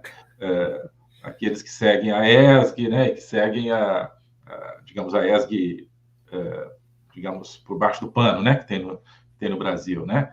E essa coisa do capitalismo de laços foi apresentada como, assim, não como um conceito crítico, né? Foi aqui que a gente falou disso outro dia. Até você mostrou, tem um livro, né? Que alguém chamou a atenção. Tem um livro com esse título, do tempo da era do Fernando Henrique Cardoso, né? Como é que funciona no Brasil? É o capitalismo de laços, é assim que esse é o nosso modelo, né? O capitalismo de laços é corrupção, né? É corrupção, é a criação de uma economia privada corrupta. Quer ver? Eu tenho eu acho que não vou encontrar ele aqui agora, mas eu tenho um livrinho aqui de vários autores. E Sebrap, você lembra do Sebrap? Sei. Tem o Fernando Henrique como autor dele lá, falando Trabalho e Dominação, o título do livro. Olha só. Mas fala algumas coisas sobre empresa. Eu não sei onde aqui tá. Se eu achar aqui, eu vou mostrar para você. Trabalho e dominação. Exatamente. Dominação é uma coisa que eles criticavam, né? Agora eles praticam. Isso é outra coisa exatamente. Do movimento comunista, globalista, né? Primeiro critica, depois pratica, né? Então, assim, dominação, que horror, as classes dominantes. Agora que eles são as classes dominantes, né? Estão aí praticando gostosamente a dominação, né? Através dos mecanismos que eles têm. Então, isso aqui é o problema também, foi o problema do Trump e do Elon Musk, ou seja, porque eles são objeto de tanta ojeriza por parte do sistema, eles não são parte de um esquema de capitalismo de laços, né? Inclusive, né, fugiram de certa forma. Tem um vídeo do Trump durante a campanha presidencial de 2016. Acho que teve um jantar de gala, que sempre tem durante a campanha. Aí, trabalho e dominação, exatamente. Acabou, né? Ó quem está aqui embaixo, aqui, ó o nomezinho. Tem vários aqui, né? Trabalho e dominação. Já sei tudo que está aí dentro, não preciso nem ler. Não, dá dor de cabeça, dor de barriga, a gente fica bravo. Assim, sei, não, acho que eu estou falando, não ouço isso que eu falei, não, porque assim, isso é muito usado, não precisa ler, né? Precisa ler para saber eu vivo lendo, estou aqui cheio de autor marxista, né? Eu li mais marxista do que liberal, por exemplo, é muito mais importante saber como é que eles pensam, né? Enfim, mas, então eu dizia, teve um evento de gala lá... Vou ler só um título que está aqui, Ernesto. Fala. O autoritarismo esplendoroso. Olha o título. Olha só. Né? Parece uma ode ao Stalin. Então, isso aí formou também toda uma geração, né? Assim, você precisa combater o autoritarismo. O que é autoritarismo? É o que eles definem, né? É o que eles definem. Mas, enfim, e aí está o Trump lá, e e assim, toda a elite econômica, jornalística, política que está ali no gala, ele, a Hillary, né? Aí cada um fala lá um certo momento. É um negócio meio assim, esquisito, porque um, né, dá umas espetadas no outro, mas é para ser uma coisa assim, gentlemanly ou ladylike, né? Assim, de respeito e tal. Bom, mas eu me lembro ele falando assim, acho que foi nesse evento, alguns milionários lá de Nova York, falou, pô, você era meu amigo, né? Você só falava bem de mim. Não, político, acho que era, exatamente, não, pessoal político, né? Acho que aquele Chuck Schumer, que é senador por Nova York, democrata. Chuck Schumer, Chuck, você era meu amigo porque eu te dava dinheiro para tua campanha, né? Aí você só falava bem de mim, né? Agora, claro, ele saiu desse sistema, né, para concorrer com uma plataforma justamente contra a lacração, contra o lacrocapitalismo, né, a favor da iniciativa individual, a favor da independência energética, né, tudo que retira, a favor da liberdade de expressão, tudo que retira mecanismos de controle da classe política. Aí, claro, ele virou o demônio para essa classe política, né? Quando ele era parte do capitalismo de laços, né, as pessoas... A coisa foi tão séria que eles tiraram ele de alguns filmes, né? Ele fez participação lá no filme dos Batutinhos, no filme lá do Macaulay Culkin, lá do Esqueceram de Mim. Isso. E o pessoal deu um jeito de cortar ele das imagens, né? Um negócio assim, é apagar mesmo, assim, qualquer menção do cara na história, né? Claro, né? E o Musk, eu não sei se ele tem muita relação assim, espero que não, né? Já com o sistema político, mas se tem também, ele vai começar a ser expulso disso, né? É que ele passou muito, ele viveu, acho que na África do Sul, se não me engano, né? Sim, ele é sul-africano, né? Então ele depois ele foi para a América, né? Então teve assim também ele não tem assim as raízes americanas em si, né? Então eu acho que mais um pensamento americano, mas não é uma coisa sim. É uma coisa mais inglesa, assim, né? Talvez, né? Talvez. Inglês, assim. Então, claro, ele não tem essa interpenetração aí com essa elite política americana, né? Está ficando cada vez mais parecida com a nossa, infelizmente. Enfim, ainda tem mais mecanismos de controle externo, né? A classe política americana ainda tem que dançar um pouco mais miudinho aqui, né? No Brasil já estão sambando aí, né? Na casa de advogado, né? No Copacabana Palace, né? A classe dominante americana ainda não dá para, né, fazer esse tipo de coisa ainda, né? Ainda tem um pouco de controle externo, mas enfim. Então, essa coisa de estar fora do capitalismo de laços, eu acho que isso conta muito a favor do Elon Musk também, né? Outra coisa que eu acho que eu já tinha lido, mas tinha esquecido, eu estava lendo hoje. Ele tem 9 filhos, né? De 3 mães diferentes, parece. Mas eu não sabia que ele tinha 9, sabia que... Bom, então, é alguém que tem uma certa perspectiva de futuro, né? Hoje em dia, né, o fato de ter filho já é uma ação antissistema, de certa forma, né? O sistema é antinatalista, né? Você não deve, né? Não deve casar. Se casar, não ter filho. Se tiver filho, abortar, né? E se não abortar, botar ele para ser educado no sistema da lacração. Vai ter que virar um revolucionário. Mas de preferência nem começar, né?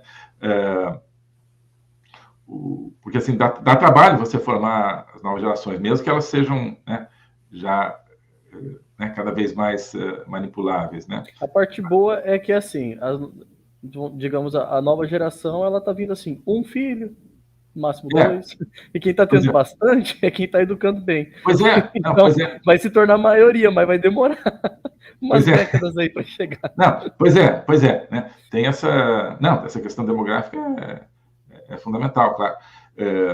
Mas eu acho que tem essa questão psicológica, digamos, né? Você, de alguma maneira, através de filhos, também investir num futuro, né?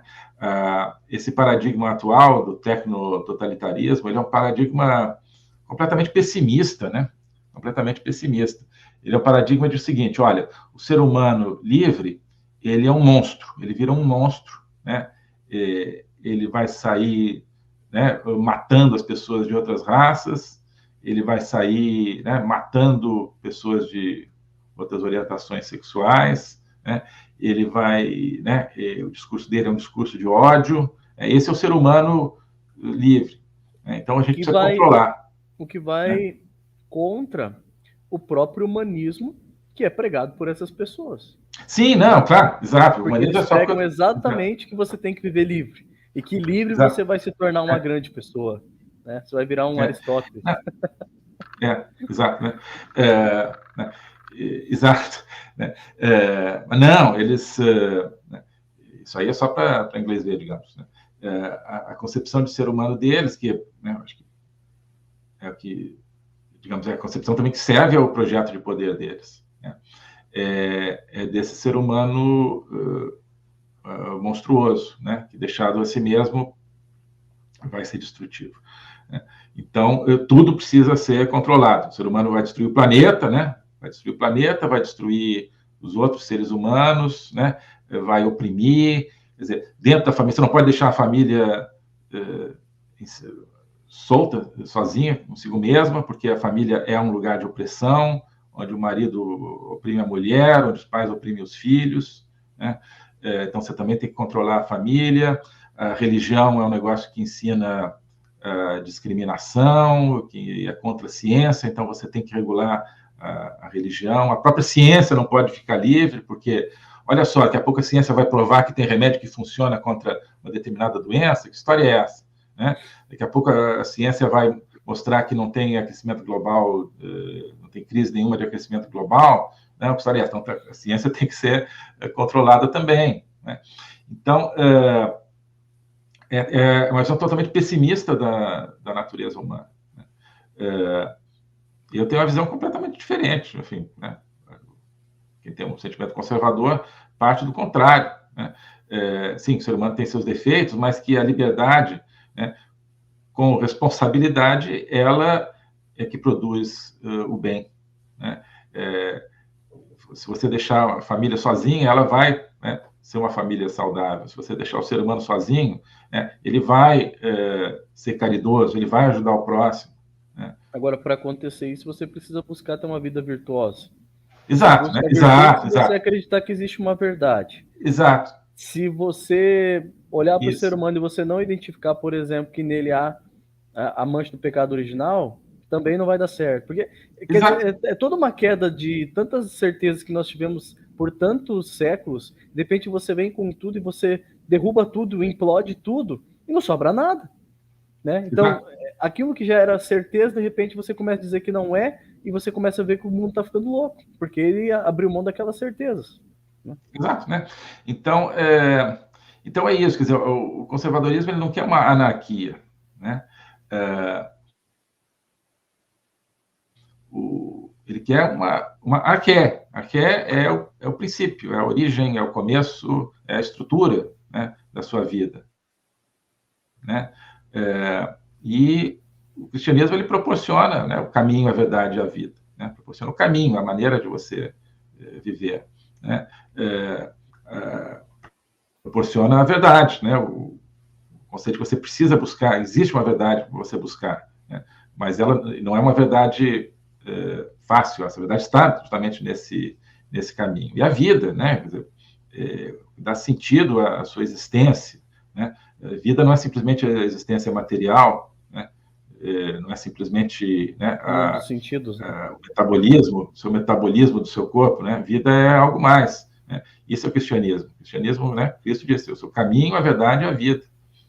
Então, como você vive, como você se refere a um critério, digamos assim, superior de existência, né? Verdade. Né? E como você supera também a pura materialidade do seu organismo, né? Com uma ambição maior, né? Com uma projeção em algo muito mais rico, muito mais, né, cheio de desafios também, mas também de significado. Né? Enfim, mas então, e o cristianismo é também uma questão de liberdade. Né? Então, foi para a liberdade que o Cristo nos libertou, diz São Paulo. está na essência, né, do cristianismo, ou seja, as pessoas deixadas a si mesmas, né, não é deixadas a si mesmas, não é que elas vão ficar sozinhas, elas terão acesso a essa arché, a essa estrutura, né, que é o Logos, né? No princípio era o Logos, né? Arché é o Logos, né? Isso tudo é uma visão extremamente, como é que eu vou dizer, dignificante do ser humano, né? A visão do ser humano tá como um ser caído, mas ele é caído porque ele estava lá em cima, né? É caído porque se ele caiu é porque ele estava mais alto, né? E ele pode voltar. Então é isso, né? Também digo isso assim, cristianismo e tal, autoritário. Não. No cristianismo, o homem não é escravo de Deus, o homem é filho de Deus. Né? O homem não é empregado de Deus, não é, né? Não é alguém que fala, faz isso, faz aquilo. Não, justamente, isso é questão da liberdade, né? O filho, ele tem o pai como sua referência, mas ele é livre, né? E ele tem a mesma dignidade do pai, no fundo. Mas as pessoas tendem, mesmo o cristianismo, muitas vezes, não, o homem como escravo de Deus, assim, né? Como um ser que, né, tem que obedecer. O cristianismo não é uma questão de obedecer, a gente é muito... A visão, o cristianismo, que é, digamos, pregado e, digamos assim, mostrado pela cultura dominante, é um cristianismo falso. Completamente. Mandamentos. O cristianismo não é um conjunto de mandamentos, né? São Paulo também fala, né? Não esquece a coisa da lei, meu Deus, né? A lei existe, tá aí, mas não é, essa não é a essência. A lei foi superada, né? O cristianismo é a vida com liberdade dentro, assim, em busca de algo, que produz uma estrutura de saúde espiritual íntima, né? E não, isso aqui, tem muito mandamento, o que é isso? Não pode isso, não pode aquilo. Não, isso não, né? Isso é uma coisa completamente secundária na vivência real do cristianismo, né? Que, portanto, é uma visão extremamente otimista do ser humano, né? Extremamente, mais do que otimista, né? É uma visão, digamos assim, né, do esplendor do ser humano, né? É uma visão da luz dentro do ser humano. Então, é o oposto dessa visão pessimista, né? Que é uma visão justamente anarquista, no sentido assim, olha, não existe uma arqué, não existe ordem. Só existe o poder, né? Só existe o poder. O ser humano, ele não é governável por nada nessa visão, né? Então, ele só pode ser governado por Estado, por uma mão forte, censuradora, repressora, né? Que vai impedir o discurso de ódio, que vai impedir que ele seja destrutivo. Agora, veja, a gente escolhe, nós cristãos escolhemos Deus como nosso mestre, como aquele que vai nos levar pelo caminho do conhecimento de nós mesmos, das realidades, da verdade, enquanto quem rejeita o próprio Deus está escolhendo não um mestre, mas alguém que oprime, verdadeiramente oprime. Alguém que verdadeiramente age de uma forma ditatorial sobre exatamente. impõe, né, aquilo e você precisa obedecer. São coisas totalmente, né, contrárias. Exato. Né? E por isso que o Evangelho vai falar que é para a liberdade, né? Isso. Que Cristo nos libertou. Não é para uma vida de escravidão, de segmento ditatorial. Mas as pessoas conseguem fazer um jogo onde elas invertem completamente as duas visões. Exatamente, uma grande inversão. O Estado liberta e a religião aprisiona, né? Exato, né? Exatamente. Ontem, na minha aula no curso de Logopolítica, você colocou aí o link, na aula de ontem, basicamente, a gente falou de Santo Agostinho e da Cidade de Deus, né? E, entre outras coisas, que eu tentei indicar aqui, Santo Agostinho, ele é, talvez, um dos pioneiros, digamos assim, se não o criador, de todo o conceito de vida interior, né, de interioridade. Isso é uma coisa que não existia na cultura pré-cristã, pagã, né? Ele é o cara que escreve sobre a graça, né? Sobre a graça, quer dizer, a religião, enfim, a fé como uma vida íntima, né? Ele fala do homem interior, do homem de dentro. Isso, para nós, virou algo corrente. Até brinquei assim, parece livro de autoajuda, né? Certos trechos de Santo Agostinho, né? Mas é ele que inventou isso, né? Um dos principais autores cristãos. O cristianismo é que, de certa forma, nos traz essa dimensão da vida interior, né? O globalismo, né, todos os totalitarismos hoje, eles são uma exteriorização do homem, eles são uma morte da vida interior, né? O ser humano ele passa nessa visão a ser simplesmente uma casca, né? Governável apenas por mecanismos externos. É o braço, né, da cruz sem a sustentação vertical, né? É a horizontalidade completa do ser humano. Pura horizontalidade, né? Então, ele é esse ser. Se você não manda fazer isso, fazer aquilo, ele não vai fazer, ou vai fazer, vai cometer você tem que disciplinar. Se você, né, não tiver uma mão forte, ele, né, ele não vai se sustentar. Na verdade, é o contrário, né? O que sustenta ele é a liberdade. O que sustenta o ser humano é a liberdade. Mas essa visão de mundo de hoje, materialista, globalista, não aceita isso, né? Então você está criando também uma geração, uma humanidade que não tem vida interior, né? Porque reprime a sua vida interior. A sua vida interior é feita, né, de sentimentos, de dúvidas, de opiniões. E se você tem medo de cada sentimento, de cada dúvida, né, de cada opinião, que é o que acontece hoje, né? Se você não pode expressar, porque o ser humano também precisa falar consigo mesmo, antes de mais nada, né? A nossa vida é, de certa forma, um diálogo interior, mas se você passa a ter medo daquilo que você pode dizer para si mesmo, né, daquilo que você pode pensar, você passa a ter medo de aspectos da sua natureza, você passa a ter medo de aspectos do seu sentimento, né? A vida interior vai definhando. Isso é o que está acontecendo. As pessoas, né, querem simplesmente, não, qual é a minha expressão que vai permitir que eu continue sendo membro dessa multidão aí disforme das redes, né? Então, o amor entre pais e filhos é uma coisa ruim, né? Uma coisa patriarcado, é uma coisa repressora, né? Então você vai se proibir, né, disso. Então o primeiro elemento do ser humano da vida anterior é a relação com os pais, né? Quando você é criança, a sua vida anterior começa, né, nessa distinção. Eu não sou meus pais, mas eu estou aqui, né? Eles são a minha referência. A sua vida interior começa né, nesse diálogo amoroso e ao mesmo tempo complexo entre a criança e os pais, e depois o restante da família, enfim, mas sobretudo, né, a criança e os pais. Se isso já te é incutido como algo ruim, né, já corta a raiz da vida interior. Né? Você vê que na antiguidade, né, clássica, pagã, praticamente não existia a figura da infância, né? Não existia quase a figura da infância. Você não tem, né, não tem uma distinção assim do que é o ser humano infantil, né? Como se todo mundo já nascesse adulto, digamos assim, né? Santo Agostinho, ele começa as confissões, fala, quando eu era criança, isso e aquilo, né?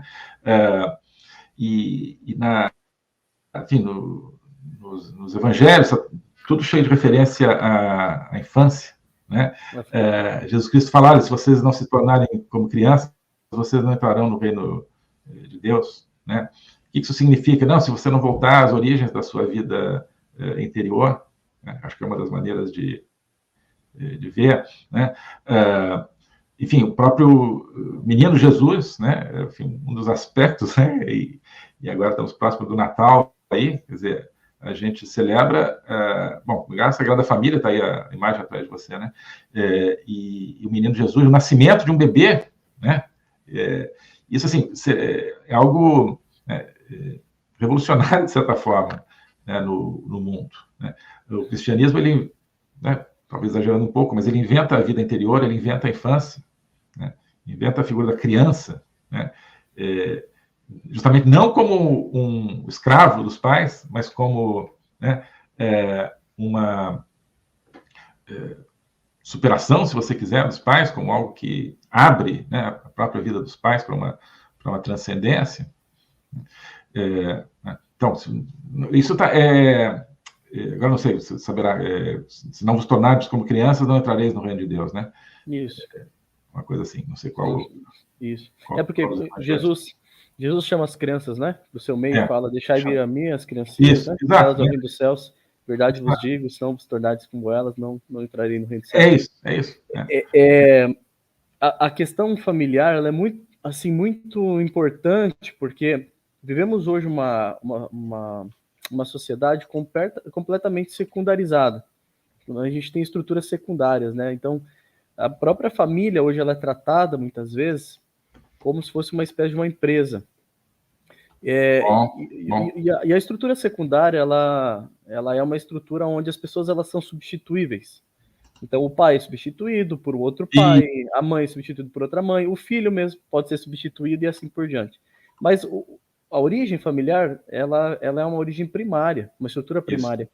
Então, não há possibilidade de você fazer substituições. O pai é sempre pai, a mãe é sempre a mãe, o filho é sempre o filho, né? Os laços, eles são eternos, não se pode quebrar esses laços. Mas o que faz com que isso seja assim é uma segunda característica. Primeiro você tem a questão material, então a matéria da família é pai, mãe, filhos, né? E demais agregados. Mas você tem que ter a causa formal. A causa formal é a virtude. Se não houver virtude entre as pessoas da família, não existe família de verdade. Porque você pode ter a opção de secundarizar.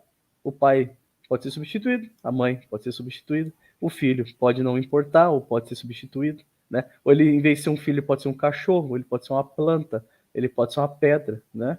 Porque você conseguiu fazer a substituição. Se não tiver virtude, não existe família de verdade, né? E a gente vê no exemplo aqui da Sagrada Família, né, que a virtude aqui imperava aos extremos. E por isso eles são um modelo de família perfeita, né? Então não adianta só ter também a matéria. Hoje a gente vê as famílias, quando a gente fala famílias desestruturadas, o que aconteceu na família desestruturadas? Você tem a matéria, às vezes você tem pai, mãe, filhos, mas você não tem a virtude. Perfeito. Né? Por quê? Não vivem na verdade. Aí a gente vai fazer todo um retrospecto de tudo que a gente falou aqui hoje, né? Perfeito. Essa questão de viver buscando a verdade. Perfeito, né? Viver como livres, né? Isso, né? Exatamente. Né? E esse sistema atual, ele quer justamente matar todas as fontes autênticas de verdade. Ele quer ser o controlador da verdade. Então, você tem uma verdade na família, você tem uma verdade na relação mãe-filho, que é totalmente insubstituível e primária, e pai-filho, que é totalmente primária, como você falou, né? Então, isso não pode ser permitido, né? Não pode ser permitido. A questão do aborto, por exemplo, né? É uma barbárie, né? De assassinato dessa relação de verdade não estatal. Completamente. E agora, cada vez mais, está se falando E agora, quando começa a falar de uma coisa, daria 2 meses, ela já está sendo implementada, né? Então, estão se falando agora cada vez mais da programação genética, né? Enfim, já se fala há muito tempo, mas começou agora uma onda nos últimos dias, eu tenho visto muito. Diz assim, olha, no futuro, então, as pessoas vão poder escolher as características dos filhos, né? Tá bem. O que isso, na verdade, significa? As pessoas, alguns já estão vendo isso, né? Na verdade, então, o Estado vai definir, claro, quem você vai ter filho e como vai ser o filho, né? Perfeito. Há uma padronização. Né? É a realização do sonho do Hitler. Exato, né? Então você expulsa a natureza, né? Também é uma visão pessimista também da natureza. Isso nós já temos uma amostra hoje, quando você faz, por exemplo, a seleção de embriões. Né? Quando você faz a fertilização in vitro e você seleciona os embriões. Pois então. O que acontece? Uma parte deles vai ser descartado. Embriões descartados. Você está matando aqueles embriões, né? As pessoas às vezes não se tocam disso. Por quê? Porque às vezes você faz uma consulta genética a ele e você percebe que ele tem certas características que pode gerar lá, sei lá, síndrome de Down, não sei mais o que. Não, então nós vamos eliminar, vamos ficar com os mais sadios, vamos ficar, né, com aqueles que podem ter mais viabilidade, né? Isso. E as pessoas não percebem que isso já está em andamento há muito tempo. Exato, né? Exato. E isso quando comecei a trabalhar nos Estados Unidos, acho que foi em 2010, tinha acabado de começar uma polêmica sobre a questão do uso de embriões descartados, justamente, humanos, para pegar células-tronco. Eu lembro disso. Né, fazer tratamento contra doenças, né? E o então presidente... Não, isso foi no tempo do... Não, isso já era Obama, mas tinha sido criada... 2005. Acho que foi 2005, Ernesto. 2005, acho uma coisa assim. Foi assim, e o então presidente Bush, ele tinha criado uma espécie de comissão de ética para examinar de diferentes pontos de vista, filosófico, religioso, inclusive, além de científico, essa questão, né? Basicamente para aconselhar o presidente nos seus decretos lá o que era ético fazer em relação a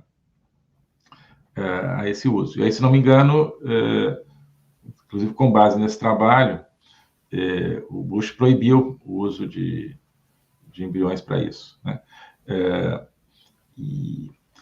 Então, e aí, somente eu acho que em 2010 estava havendo, acho que o Obama ia revogar isso, se não me engano. Acho que por isso que ressurgiu o tema em 2010. O Obama queria revogar, falou, não, embrião pode usar para pegar a célula-tronco. E me surpreendeu, claro, a reação da mídia mainstream, né, que, enfim, talvez hoje seria até mais furiosa, né, mas foi assim, totalmente furiosa contra quem criticava a medida lá do Bush, né, e a favor do Obama, né.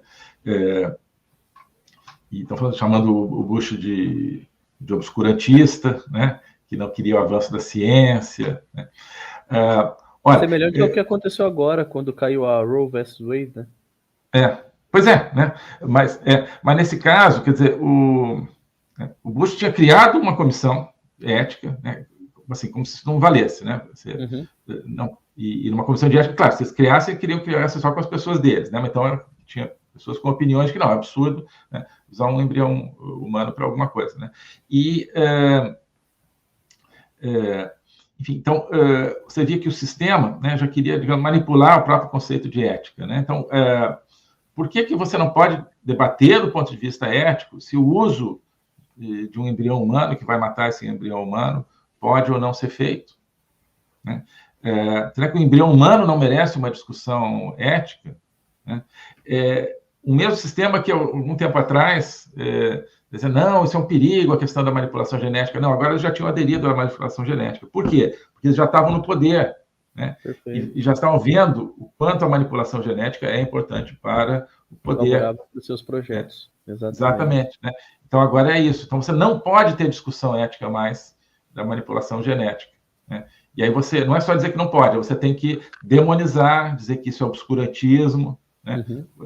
E ao mesmo tempo, aquela discussão toda do transgênico, né? Da soja transgênica e do alimento transgênico, né? E essas mesmas pessoas que acham que o embrião humano é descartável, acham que você não pode alterar o código genético da soja para ter maior produtividade, né? Acho que isso sim é antiético, né? Então você tem uma sociedade completamente desumanizada, né? Que venera o grão de soja e descarta o embrião humano. Exatamente. E descarta o embrião humano. E ela tem o controle da discussão disso. Porque se fosse discutido, não é que discutir, deixa eu ouvir teu argumento e apresentar meu argumento. Não, assim, você não tem direito a apresentar seu argumento porque você é obscurantista, né? Porque você está partindo de uma perspectiva religiosa. Não, tá, tudo bem, mas assim, estou fazendo uma discussão ética aqui a partir de princípios. Não precisamos pegar religião, né? Exato. O cristianismo, o islamismo, enfim, vamos lá, vamos falar com... Se a gente chegar nos filósofos, já está ótimo. Pega lá os socráticos. Exato, né? Aquele pessoal já entendia isso. né? Então, agora... Tanto que, né, Ernesto? Tanto que as culturas pagãs se tinham muito sacrifício de crianças e sacrifício de bebês no ventre, enfim. Então, eles compreendiam que aquilo realmente era um sacrifício porque entendiam que era um ser humano, né? Que eles não estavam sacrificando uma coisa inválida, porque senão o Deus ia rejeitar. Quer dizer, até eles tinham essa noção, mas realmente a nossa geração que ela, infelizmente, ela acabou caindo nesse mecanicismo, como você falou antes. Exato. Exatamente, né? Então, isso é completamente desumanizante, quer dizer, não se vê mais o valor, né, do ser humano, né? Então, e agora com essa coisa, você vai escolher, não é que você vai escolher, o Estado vai escolher para você como é que vai ser a criança, você nem vai poder chamar de seu filho mais, nem vai poder te chamar de pai e de mãe, né? Com isso, você tem, digamos, a entronização da engenharia genética para o ser humano, né? As pessoas que continuam querendo soja orgânica, né? Comida orgânica, né? Mas o ser humano vai deixar de ser orgânico, né? O ser humano, eles querem criar um ser humano artificial, né? Inclusive, acho que filho, ele vai fazer isso. Quando ele crescer, ele vai apertar aqueles botões, ele vai apertar aqueles parafusos, ele tem que saber isso, e acabou. No dia que ele morrer, ele perdeu o valor aqui no mercado e tchau. Né? Então, isso, né? Você vai criar clone, né? Então, e você chama de obscurantista a tradição cultural, religiosa, que criou a vida interior, né? Que diz que o homem é filho de Deus, né? Isso é obscurantista, né? E eles são os humanistas. Mais o homem é tido como aquilo que o rebaixa mais. Aquilo, digamos, a tradição que eleva mais o homem é tido como aquilo que o rebaixa mais. Exatamente, né? Exatamente. Né? Então, mas Musk, então, acho que, né, pelo menos para a gente continuar falando essas coisas. Por enquanto. Então não podemos achar que ele é um messias, né? Isso, muitas pessoas já estão começando a idolatrar o homem. Não, calma, vai devagar, né? Mas evidente. Quando o Bill Gates apareceu também, todo mundo idolatrava o cara, depois descobriram uma série de tramóias na vida do cara, então vamos devagar. Exato. Nunca se sabe, né? E o não, poder, exato, ele seduz, o poder seduz. Exato. Né? Mas, e também aquele negócio, né? Acho que não sei se acho que é do Velho Testamento em algum ponto. Os americanos citam muito esse versículo, né? God uses us in mysterious ways, né? Eu não sei como é que onde é que está. Deus nos usa de maneiras estranhas, né? Misteriosas. Acho que, né? Talvez forças do bem aí estejam usando o Elon Musk. Não é usando, enfim. Então, o espírito sopra onde quer, né? Então, nós somos cristãos, acreditamos que Deus permite, né?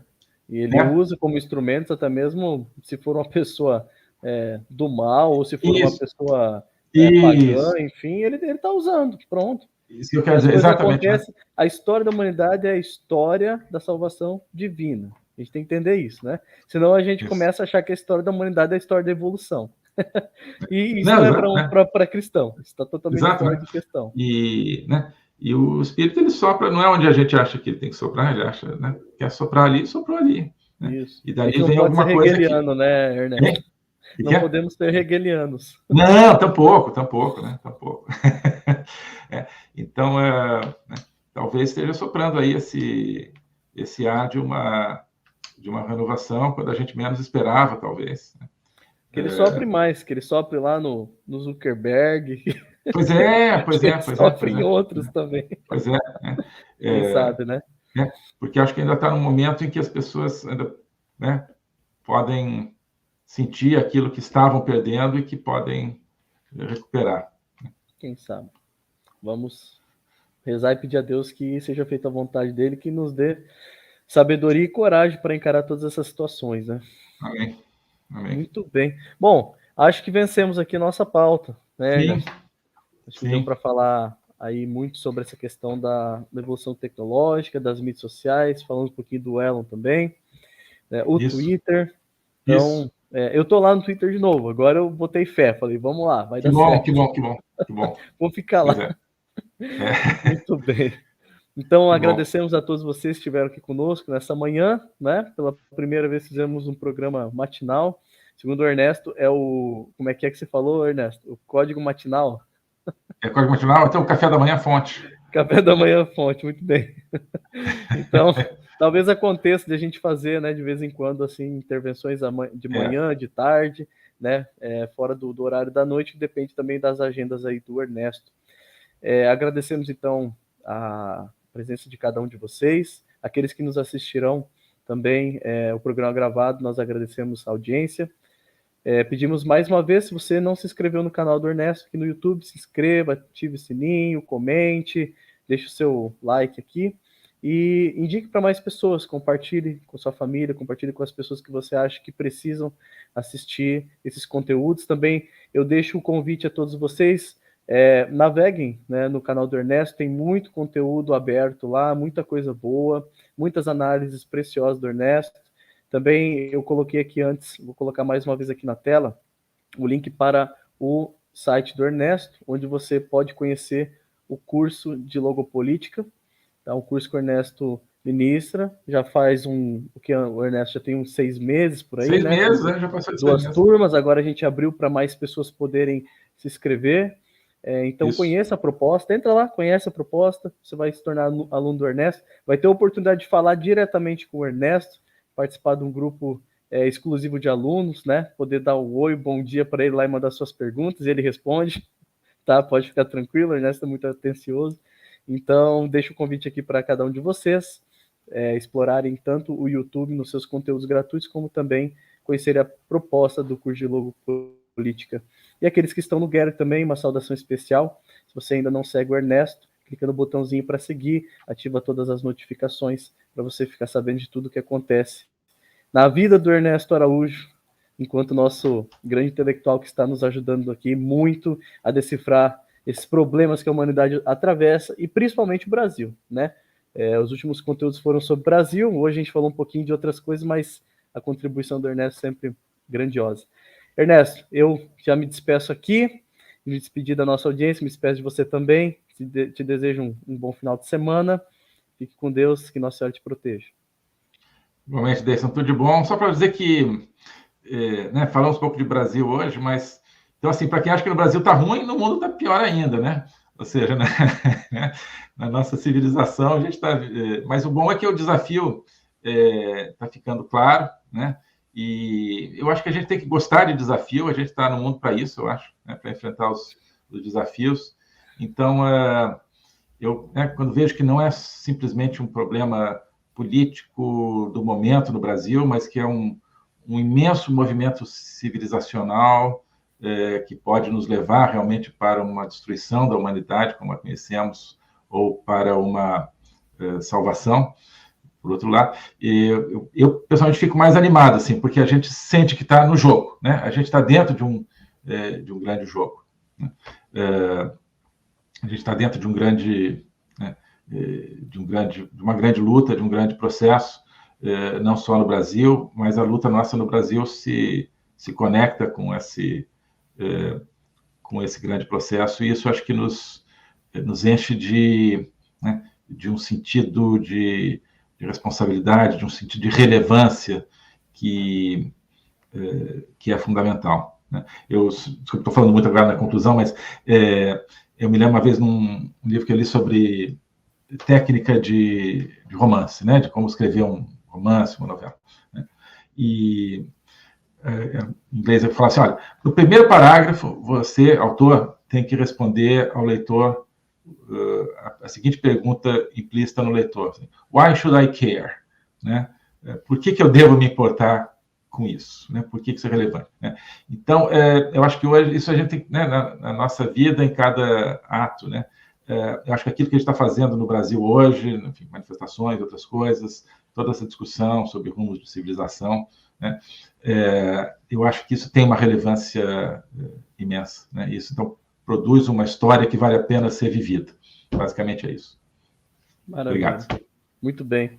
A todos, um excelente final de semana. Fiquem todos com Deus e até o nosso próximo Código Fonte. Um abraço. Um abraço, tudo de bom. Fica com Deus.